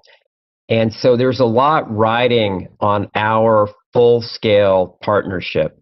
So we can have two different kinds of relationships going forward over the next 10 years. We can have a transactional relationship where we buy and sell things from each other, and that will be fine. Or we can have a full-scale partnership where we actually realize the promise of being the natural allies that the Prime Minister talked about. I think we have overcome those hesitations of history that Prime Minister Modi talks about, but we now have to seize upon the talent and good work and enthusiasm there is for this relationship. And that means a full-scale relationship. That means working on health, on science, on space, on climate change, on defense, on clean energy, on education, on development, agriculture. I think we should explore all of those areas, because that's the kind of relationship I think our people expect us to have. And so we can do that. And it'll require FICCI and all of us who believe in this partnership to really push our political leaders and business leaders to move in this direction. As the foreign minister says, it will require strategic choices on the Indian side and on the U.S. side as well. And I think it's time to make those choices so that we can really live up to the promise.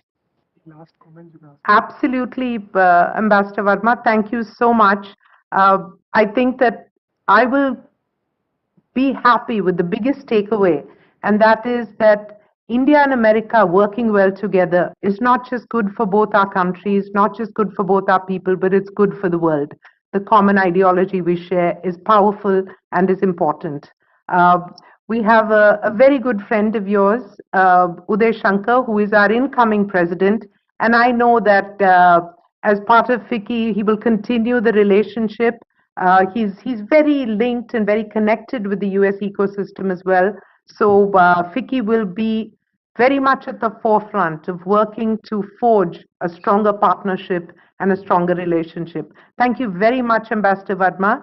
Namaste. I'm going to hand over to our Secretary General, Mr. Dilip Chenoy, to say a formal vote of thanks.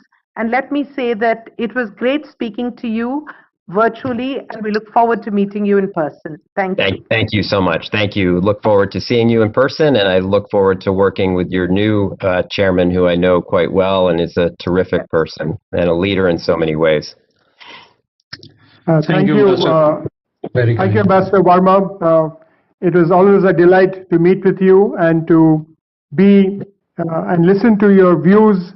I think this evening you set a new stage for the future US-India relations by saying it is non-partisan support and also referring to the largest caucus in the US. Thank you very much for, on the economic front, putting up 2 or 3 things that we could do. And in top of your list was the bilateral investment treaty. and try and conclude the mini trade deal before we go forward. Thank you for focusing on the different areas. You always come across with a fresh set of views and a variety of different ways to interact, always positive, always proactive. It was indeed a pleasure to have you with us this evening. I know it is early morning for you in the US. We look forward to taking this dialogue further. And as you said, we need a full-scale relationship across multiple sectors, and that we can work together to even solve global problems. So thank you, Ambassador Verma, for being with us today. And with that, we just conclude this session on India-US strategic partnership. Thank you very much, and a good evening. Thank Good you morning. very much. Thank you. Thank you.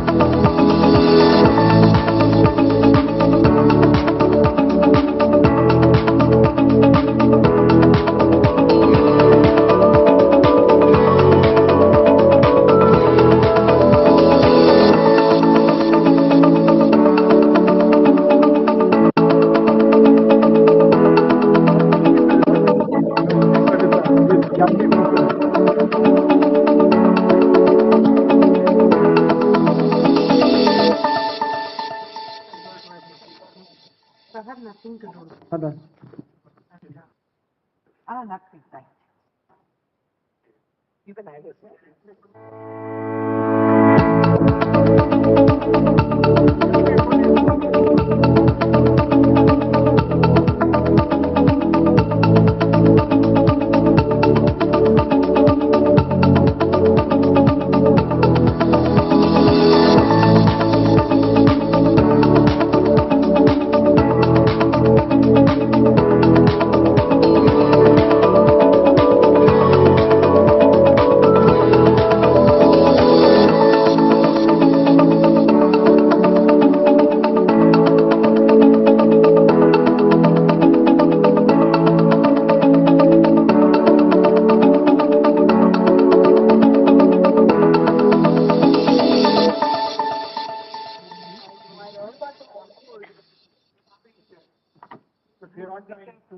We're on time. Go ahead. Is it working?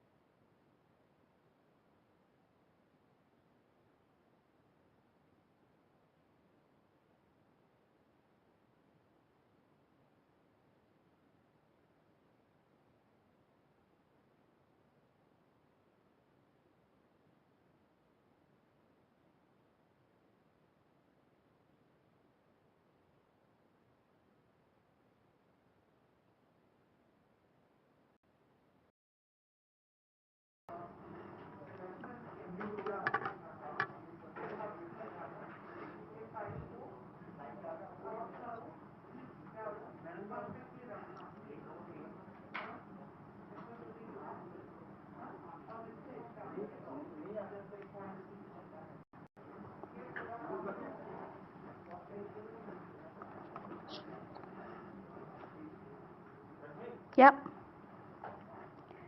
Rashmi, are you ready? Good evening. I'm Rashmi Sarita, Additional Director, FICCI. Mythology has since time immemorial played a very important role in our lives. Concepts like nation, patriotism, divinity, liberation, salvation, achievement, heaven, hell, right, wrong are essentially established through these stories. Today, when business entities have radically changed, can we learn from the mythologies? Can the strategies of our ancestors scout for businesses towards sustenance and sustainability?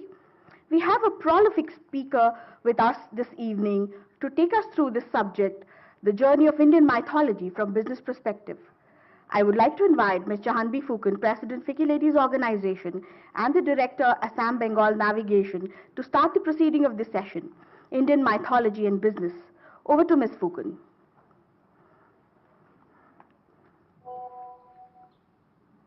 Good evening and namaskar. It is my privilege to welcome you to this thought-provoking last session of the day, Indian Mythology and Business, by none other than Mr. Atul Satyakoshik, the international motivational speaker and Indian mythology expert. He's also a theatre doyen, a playwright, director, producer, and promoter. After doing theatre through school and college, when Atul Satyakoshik applied to the National School of Drama, he was rejected and told that he could not do theatre. He went on to establish his own group in Delhi, the Film and Theatre Society, which has been doing big productions such as Chakravayu, Ravan Ki Ramayan, Draupadi, among others. Mr. Kaushik has studied almost all the books on Indian mythology and made larger-than-life theatrical plays out of them. He's a storyteller on a mission to tell these 1,000-year-old stories, bringing out the synergies and drawing on the parallels and the interpretations, connecting Indian mythology with modern business, management, and corporate governance. From the most destructive battles of Mahabharata to the best sagas of strong, wise, and fascinating characters, from cutting-edge technology to epic poetry, inspiring and inducing value-based parables that everyone can learn from. Today, till today, Indian mythology has it all. Business ethics is an important attribute of a business and refers to the system of moral principles and rules of conduct applied to businesses. So how do business ethics get created? Have the principles of modern business ethics been driven from religion, culture, and law? A study of Indian mythology suggests that without the principle of management, events and activities could not have taken place. So in a technology-dependent global economy today, what can we learn from our mythologies? Mr. Ajay Satyakoshik, the floor is yours. Thank you.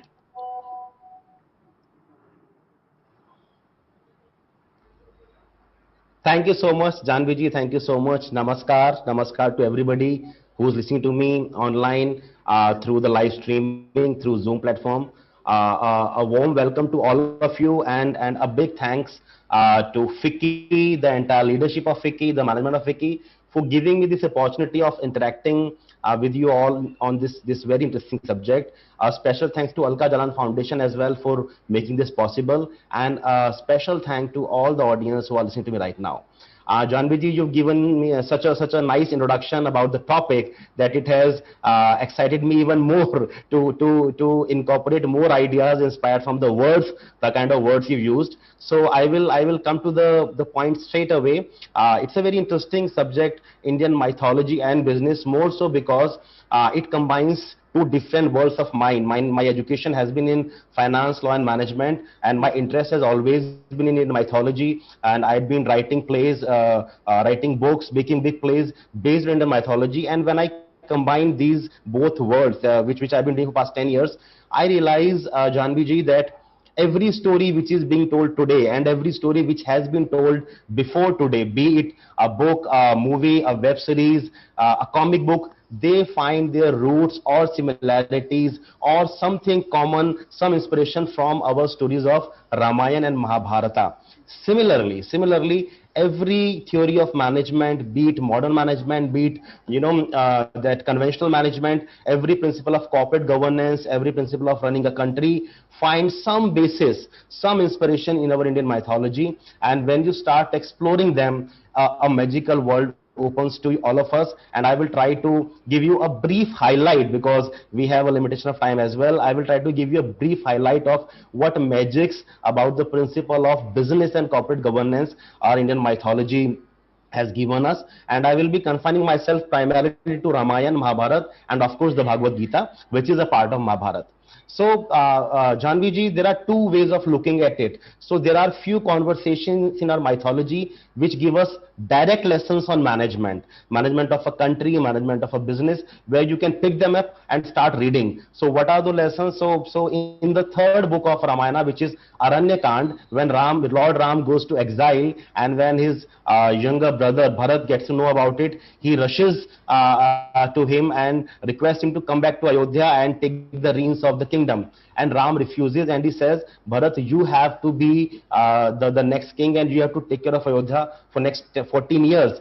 Then Bharat told his elder brother that, brother, I do not know how to run a kingdom. I do not know how to take care of such a big family. There Ram gives him very important lessons of management. You can, really pick up that portion of the Ramayana and start applying them in your business. Similarly, Ram gave similar lessons to Vibhishan when he handed over Lanka to him. He gave lessons to Sugriv when he handed over Kishkinda to him. Similarly, in Mahabharata, we have documents on Vidur Niti, and you'll be surprised to know that in the 12th book of Mahabharata, which is Shanti Parv, when Bhishma is lying half dead on the bed of arrows, the battle is over, Yudhishthir goes up to him and he asks how to run a kingdom. Then Bhishma gives him, important lessons on corporate governance, national governance, and of course then we have the Bhagavad Gita. So these are the direct lessons. But what inspires me more, Jahnavi ji, is observing the conduct of the characters of Ramayana and Mahabharata, observing their words, observing their samvad, and drawing out,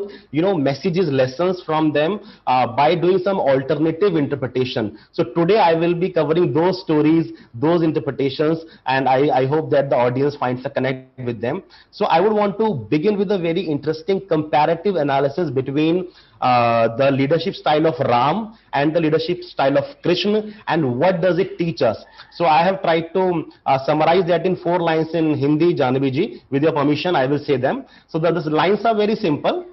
जब सेना उत्साहित तो हो पर अनुभव में हो अधिक नहीं, जब सेना उत्साहित तो हो पर अनुभव में हो अधिक नहीं, तब राम बनो और सबसे आगे रहकर तुम नेतृत्व करो, पर जब दल में हो प्रचुर अनुभव और कौशल की भी कमी नहीं, तब सारथी बनकर मार्ग दिखाओ और दल को आगे बढ़ने दो. This is the difference between the style of Ram and Krishna. Ram means leading from the front. Ram, and we are talking about the battles that were fought in the times of Ramayana and Mahabharata. In the battle of Ramayana, battle of Lanka, Ram had an army of very enthusiastic monkeys, bears, birds, forest animals, but they did not have the experience of fighting a great warrior like Ravan and his uncountable Sena, his uncountable army. So Ram knew that my Sena, my team has energies, but they do not have the experience. You can compare it with a new startup, a new department in your organization, a new venture, where you have a very enthusiastic team of young entrepreneurs, energetic people, but they do not have the experience. There you have to follow the leadership style of Ram. You have to lead them from the front. But what happens in Mahabharata? You have experts in every warcraft. You have the best archer in Arjun. You have the best, Gadadhar in Bhim. You have the best spearman in Yudhishthir. You have the best of every department in your team. Then there's no point teaching Arjun how to shoot an arrow. You just have to guide them. So there you have to become Krishna. You just have to become the Sarathi. You just have to become the philosopher, mentor, and let the team find their way on their own. This is the leadership style of Krishna. So where you have set up a business, where you have delegated authority to various departments, we go for CEO consultation, Jahnavi ji. We ask CEOs, what is the problem you're facing? They tell us that, sir, we have appointed experts from every, department. We have an expert VP HR, VP sales, VP marketing, VP acquisition. Still, we are not getting the desired result. And when we observe their routine, we ask them, when you have appointed experts of every department, then why are you seeking a daily report? At least let them perform. Now, Krishna won't tell Arjun ki you shot this arrow wrong, shoot it correctly. Arjun would say, sir, let me do my job. Ask at the end of the day of the war, how many enemy soldiers I killed. So there's a lot of confusion. Where you have to become Krishna, you end up becoming Ram. Where you have to become Ram, you end up becoming Krishna. And there is no thumb rule to it. There is no thumb rule to it. In some situations, in the same business, in the same company, you have to become Ram. In some situations, you have to become Krishna. On a certain day, you have to become Ram. On a certain day, you have to become Krishna. Probably, it is also said, Jahnavi ji, that in family, you have to become Ram while dealing with your family. And while dealing with others outside family, you have to become Krishna, because they both have different strategies. So we have to understand that which situation requires us to act like whom, Ram or Krishna.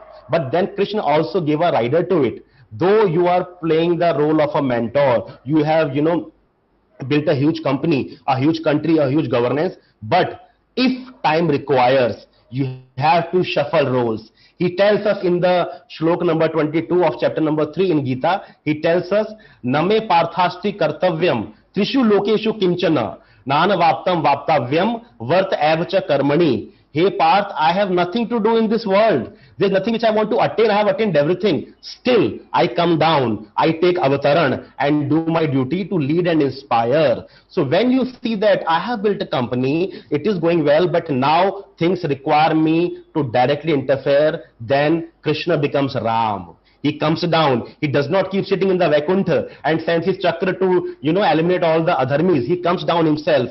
He gives us the lesson of lead and inspire. Lead and inspire. And how do I apply these strategies in my theatre, Jahnavi ji? When I start a new production, when I start a new play, for first couple of shows, I become Ram. I tell all my actors, speak like this, enter from here, use this costume. And after 4 shows, they all become experts. They say, sir, you keep sitting in the audience, we will do our job. Because they've learned the lines, so then I become Krishna. So we all have to understand when to become Ram, when to become Krishna.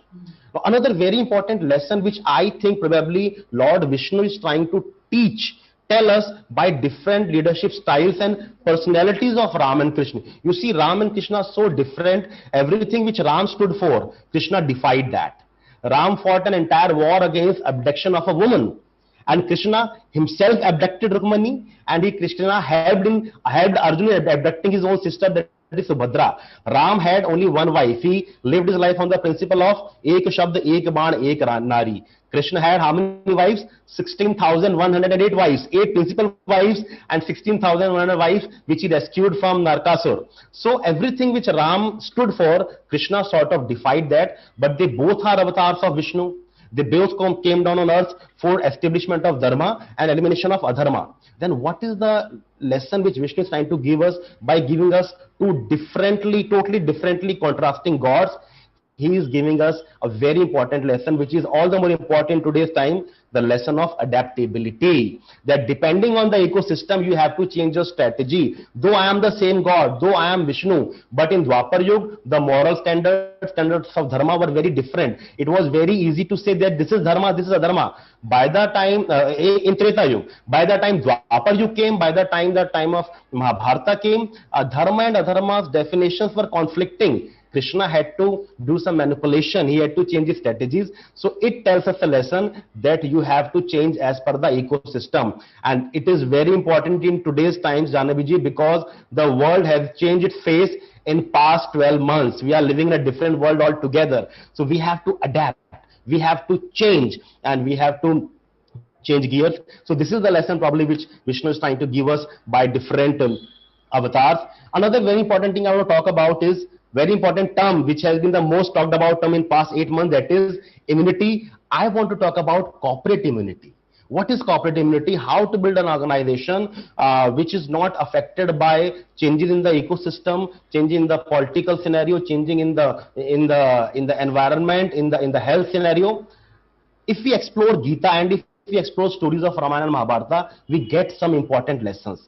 Chapter 2, shlok number 23, which we all have heard so many times. Nainam chindanti shastrani, nainam dehati pavaka, na chanakledyantapo, na shoshati maruta. Though Krishna is talking about Atma, that no weapon can cut Atma, fire cannot burn Atma, water cannot wet Atma, and Vayu cannot dry Atma, we have to understand this shlok in terms of corporate values, corporate vision, corporate mission. You have to build an organization whose corporate values are unaffected by the ecosystem.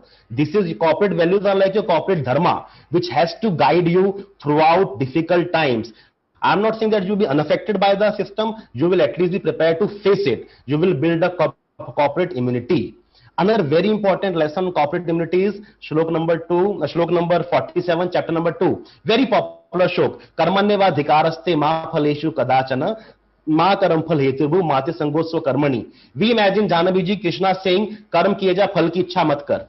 Krishna would never say that. Krishna would say that you don't have a right on phal. Now what is the corporate implication? That we have to build karma-based, yani process-based organization, system-based organizations which are not frantically running behind only targets, only goals. Goals will come, but you have to build a sustainable, process-based, system-based, karma-based organization. Phal will come on its own. You don't have an adhikar of it, over it. So this is the lesson which Krishna is giving us through this shlok. Another third very important part about building an organization with corporate immunity is is respecting your people. Organizations are run on people. Countries are run by people, not by machines, not by systems. And the very, very important analogy we draw here, Janabiji, is that a lot of scholars compare the act of doing a yajna with the act of doing a business. What do you do in a yajna? In yajna, you have a jajaman, you have a devata, you do yajna, you offer ahuti, and then the devata says tathastu. It is like an entrepreneur. Yajna is your business, your process. Ahuti is your investment of time, investment of money, investment of skill. And devata is your customer, your client. Tathastu is your target achieved. I give you what you want. So this is the act of doing business, which is similar to the act of doing yajna. But here the key point is, in yajna we always say, कि भाव होना चाहिए. If judgment does not have the right spirit, right intent, yajna will not give any fruit. Similarly, while running an organization which is immune, you have to have people who feel for the company. You have to have people whose interests are aligned with the company. Take it like an example, in the war of Mahabharata, Janabiji, suppose Duryodhan asks his army, whose war is this and who are you fighting for? Army said, sir, it is your war. You are our hero and we are fighting for you. It's like having a company. Whose company is this and what will you do for this company? Sir, it is your company and we will do anything for you. It is a good scenario. But a better scenario may be, sir, it is our company and we are doing it for ourselves. But the best scenario, the scenario which Pandava's army had, sir, it is my war. I am fighting this war for myself. Every army man in the Kaurava's army was fighting for Duryodhan. But every person in Pandava's army had a personal cause, personal attachment with that war, and they were fighting their own personal wars. So we have to build companies where people say, it is my company. I will do anything for this company. This is what Pandava's army tells us. And the last thing I will talk about before I open the house for the question answer, something which specifically wished by Janabiji, that Atulji put some light on the role of women in this entire setup. So Janabiji, I brought two very interesting stories for you. Again, stories telling us the importance of women, their managerial skills, and what lessons can we learn from that. Now, both in Ramayana and Mahabharata, there were two women, one in each story, who were great managers. Fantastic managers. In Ramayana, she was Kaikeyi.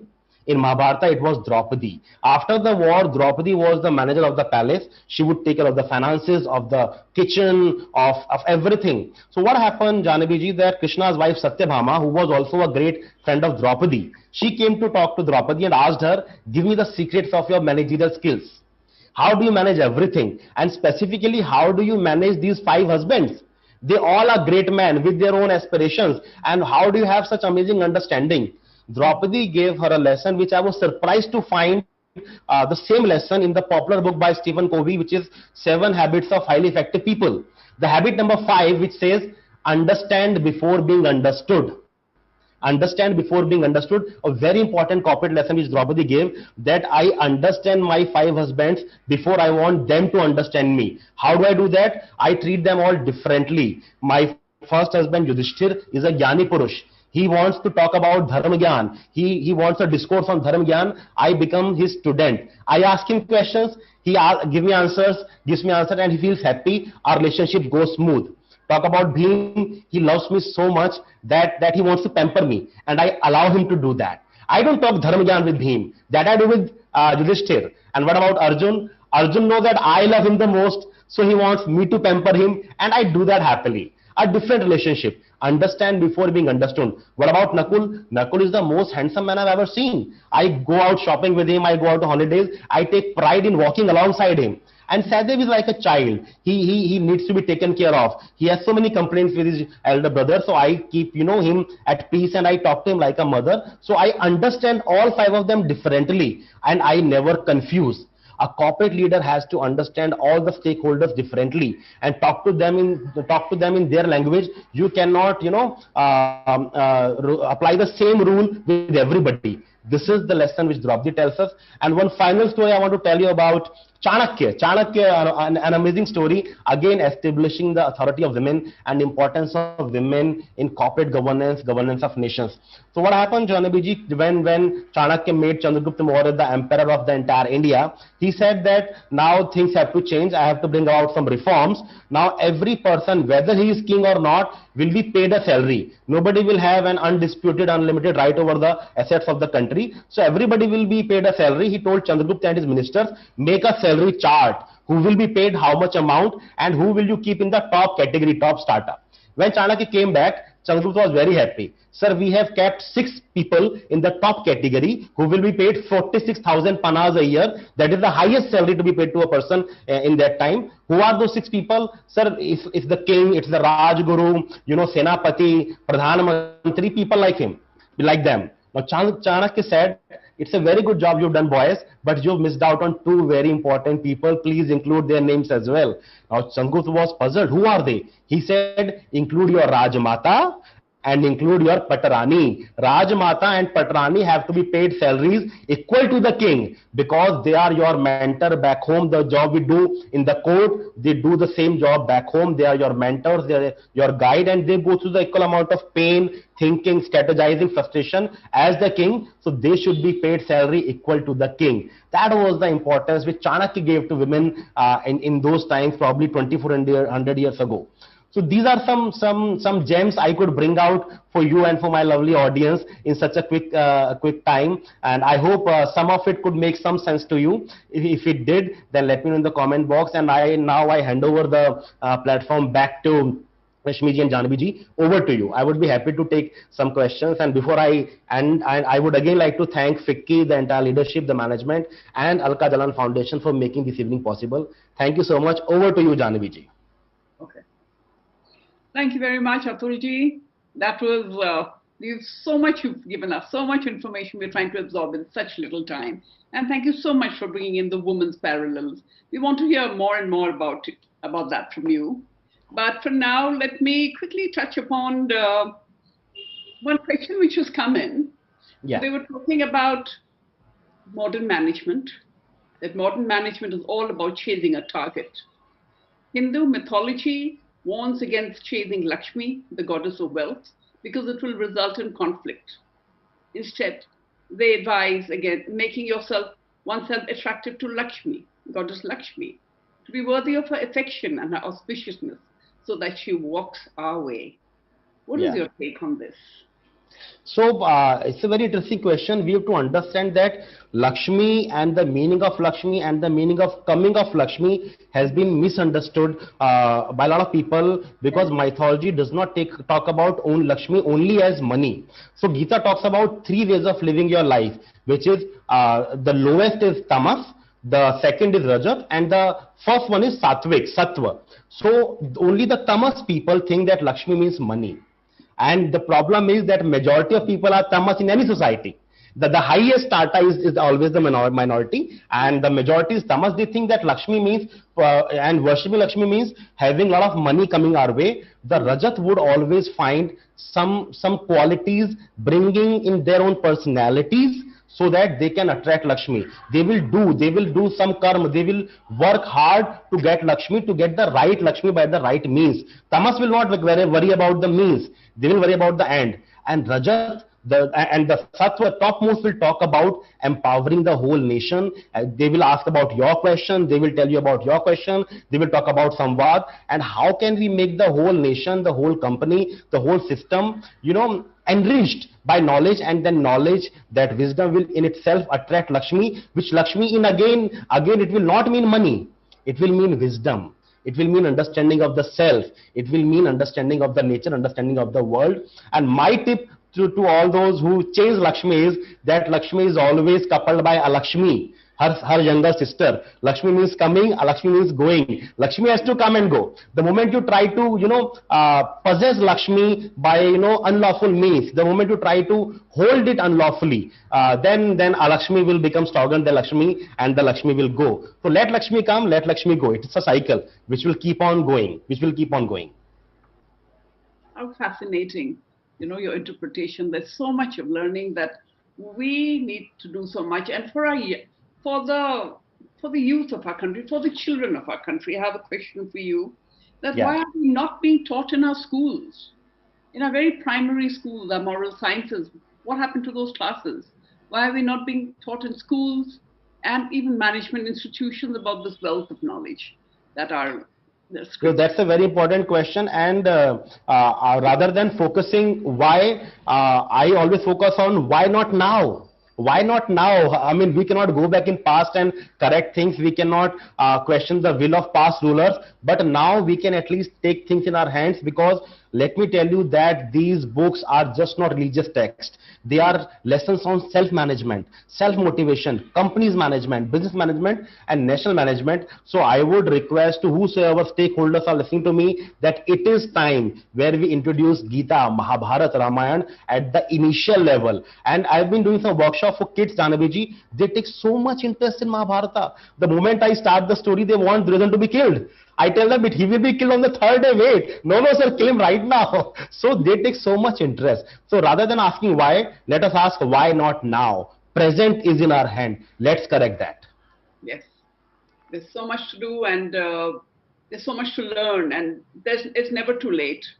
It's never too late. It's never too late. Never too late. From our primary school to all of us, we are still learning, and so much. And a lot of responsibility lies on us as well, Janaviji. Yes. Because I tell you a very small story. There were two sisters. The younger sister went to the elder sister's place, and she was surprised to see that the elder sister's kids were not using phones. They were not playing video games. They were not eating chocolate pizza. They were playing tennis in the court. They were reading good books. So the younger sister asked the elder sister that, what do you tell your kids? I keep telling them 100 times a day they don't use a phone, but they don't listen to me. What do you tell them? And the elder sister told her that I don't tell them anything, because kids don't listen to us. Kids imitate us. So I myself do not use phone when I am eating. I myself read good books. I myself go out and play in the garden. So we have to make the kids follow us. So if we want our kids to read Ramayana, first we have to start reading that. We have to, one day he won't sit with you, second day he won't sit with you, third day he will come and sit with you. Mom, what are you doing? मुझे भी सुनना है आप क्या पढ़ रहे हो? So like Chanakya said, यथा राजा तथा प्रजा. जैसा लीडर रहेगा वैसे उसकी प्रजा, उसके फॉलोअर्स बनेंगे. चेंज अपने में लाइए, प्रजा अपने आप बदलेगी.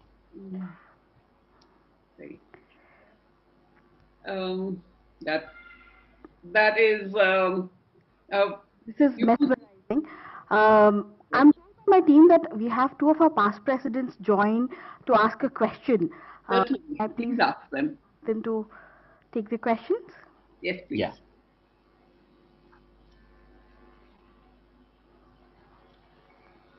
Who will come in, Rashmi? Oh, you have the names? No, actually, I don't have their names, but I'm told that two of them are have joined us on this chat for the questions. Okay. Can you see anything on the chat as yet?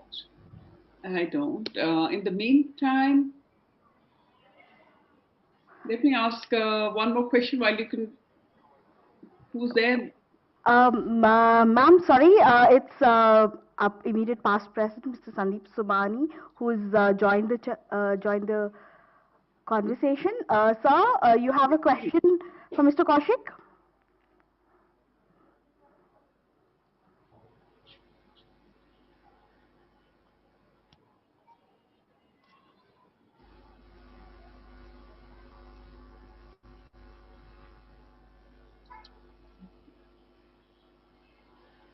Is there a connection problem, network problem, Rashmi?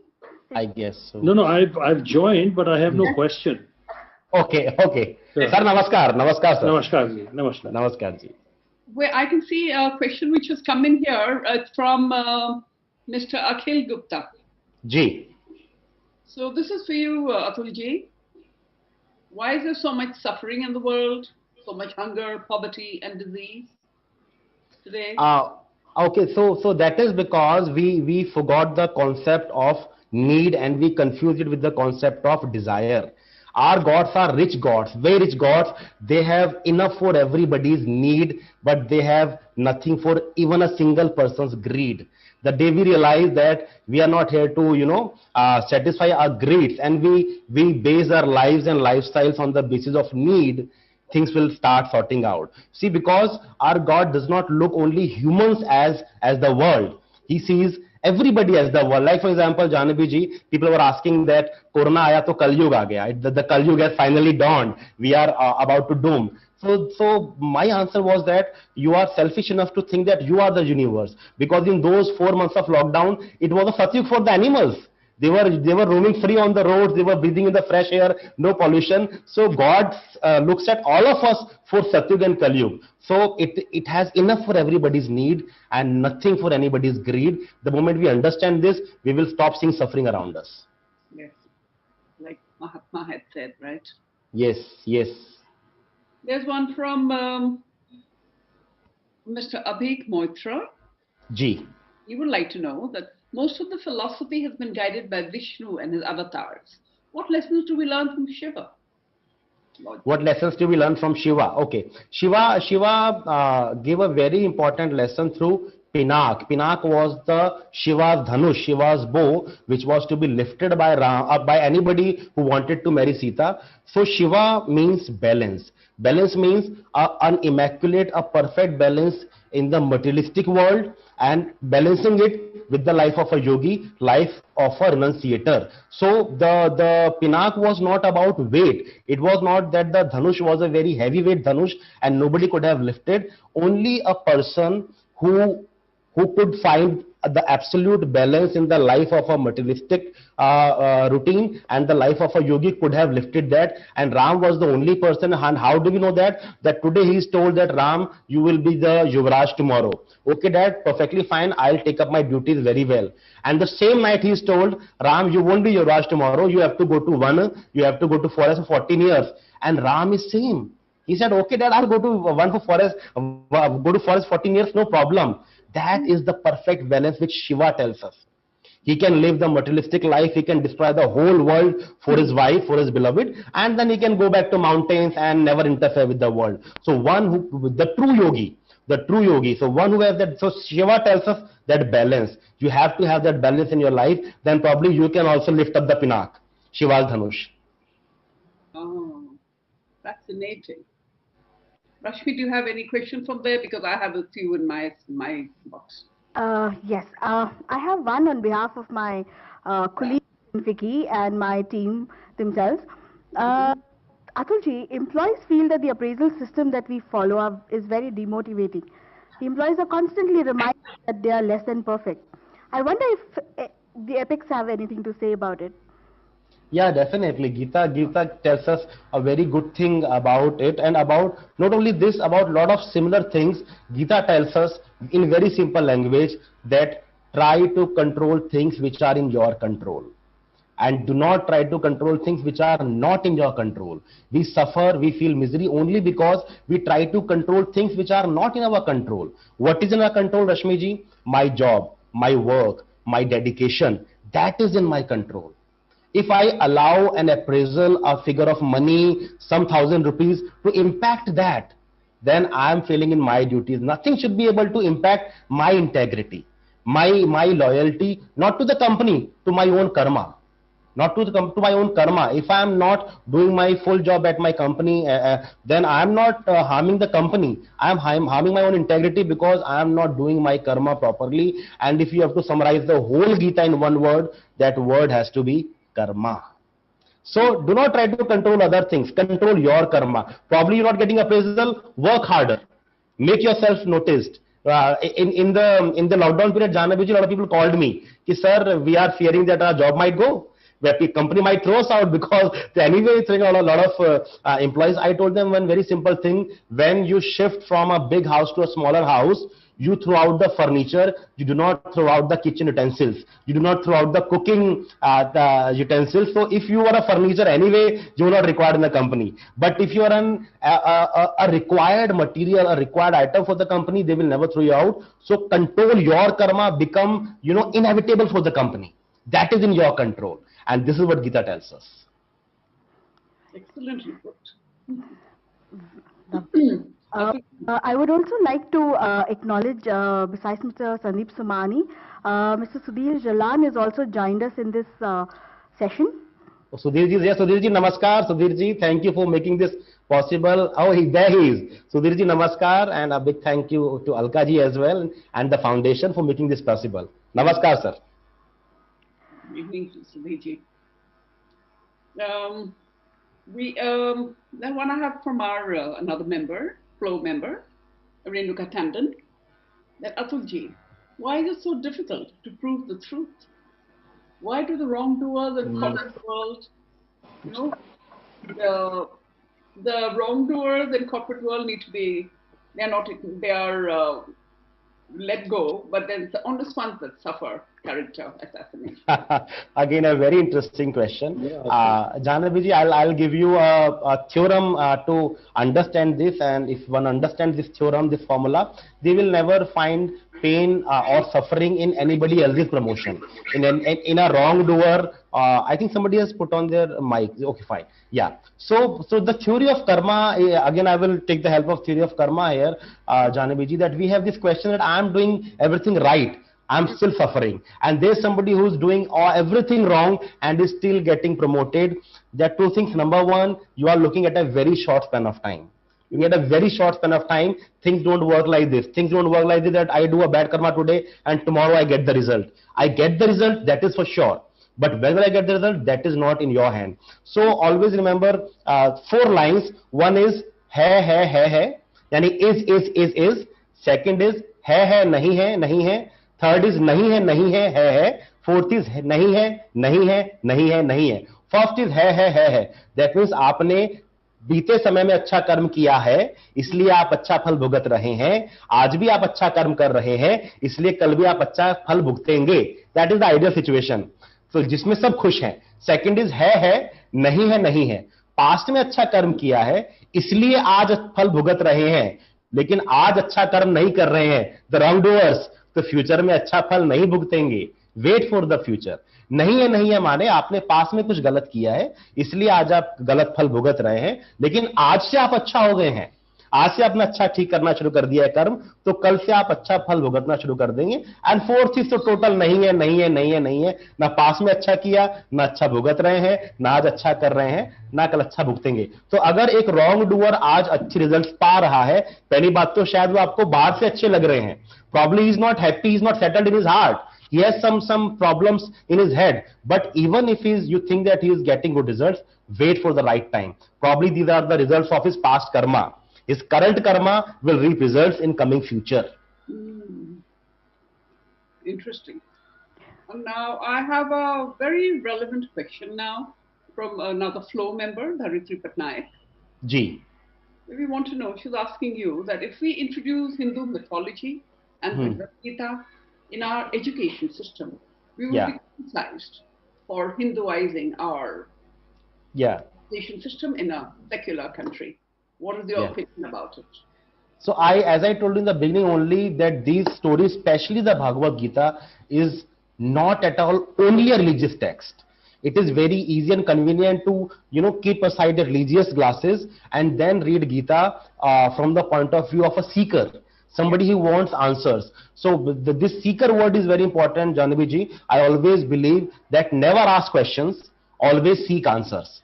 If you ask questions, you put the ball in somebody else's court. But if you seek answers, the ball is always in your court. So Gita is somebody which makes you seek answers. So the responsibility of the introducers of Gita in schools will be to make sure that it is not introduced like a religious book. It has to be introduced like a book on life management, personal management, business management. And every day I read a new book, be it by Covey, be it The Alchemist, be it The Law of Attraction. I find the direct stories, similar stories in Ramayana and Mahabharata, everything is there already. Law of attraction is always there. मन से मांगो मिल जाता है. इससे बड़ा law of attraction क्या होगा? हम कहते हैं ना कि मन से मांगो आपको मिल जाएगा, and that is what law of attraction is. So these stories are very potent in guiding us towards a better life, but we have to introduce them in a manner where they are all anyway pervasive, but they look like that they are pervasive. The presentation has to be very strategic. So the justice should not only be done, it should also seem to have been done. So that is the theory behind it. Well, Atulji, I think we can go on and on talking to you. May I request Jahnavi ji to sum up the session, please? Well, we really don't want to let you go, Atulji. I'm here as long as you want me to be here, Janaviji. Means we must. Yeah. So we want to thank you for this very relevant session, very thought-provoking session, and very session which was needed for our times and the business seminar being held by FICCI today. We are all here to learn and we will continue learning. We want to thank FICCI, Inspired India, on this panel session today that we had the privilege of listening to you, and that we hope that all the different aspects, the parallel that you've spoken about, we will once again be able to engage with you. You've left us with many, many questions and many, many answers, and we will keep learning. Like we think, if we are all in a university of life where we continue to learn and continue to grow, and if our country has more such great speakers like you and thinkers like you, we'll be all the more richer.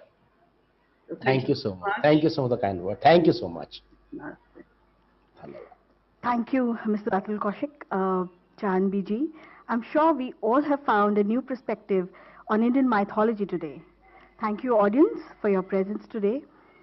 May I request all of you to join us tomorrow at 900 hours for a session on The Future Is Now with Dr. Sangeeta Reddy and Dr. Peter H. Diamandis, founder and executive chairman, X Prize Foundation, and the executive founder and director of Singularity University. Thank you and good night.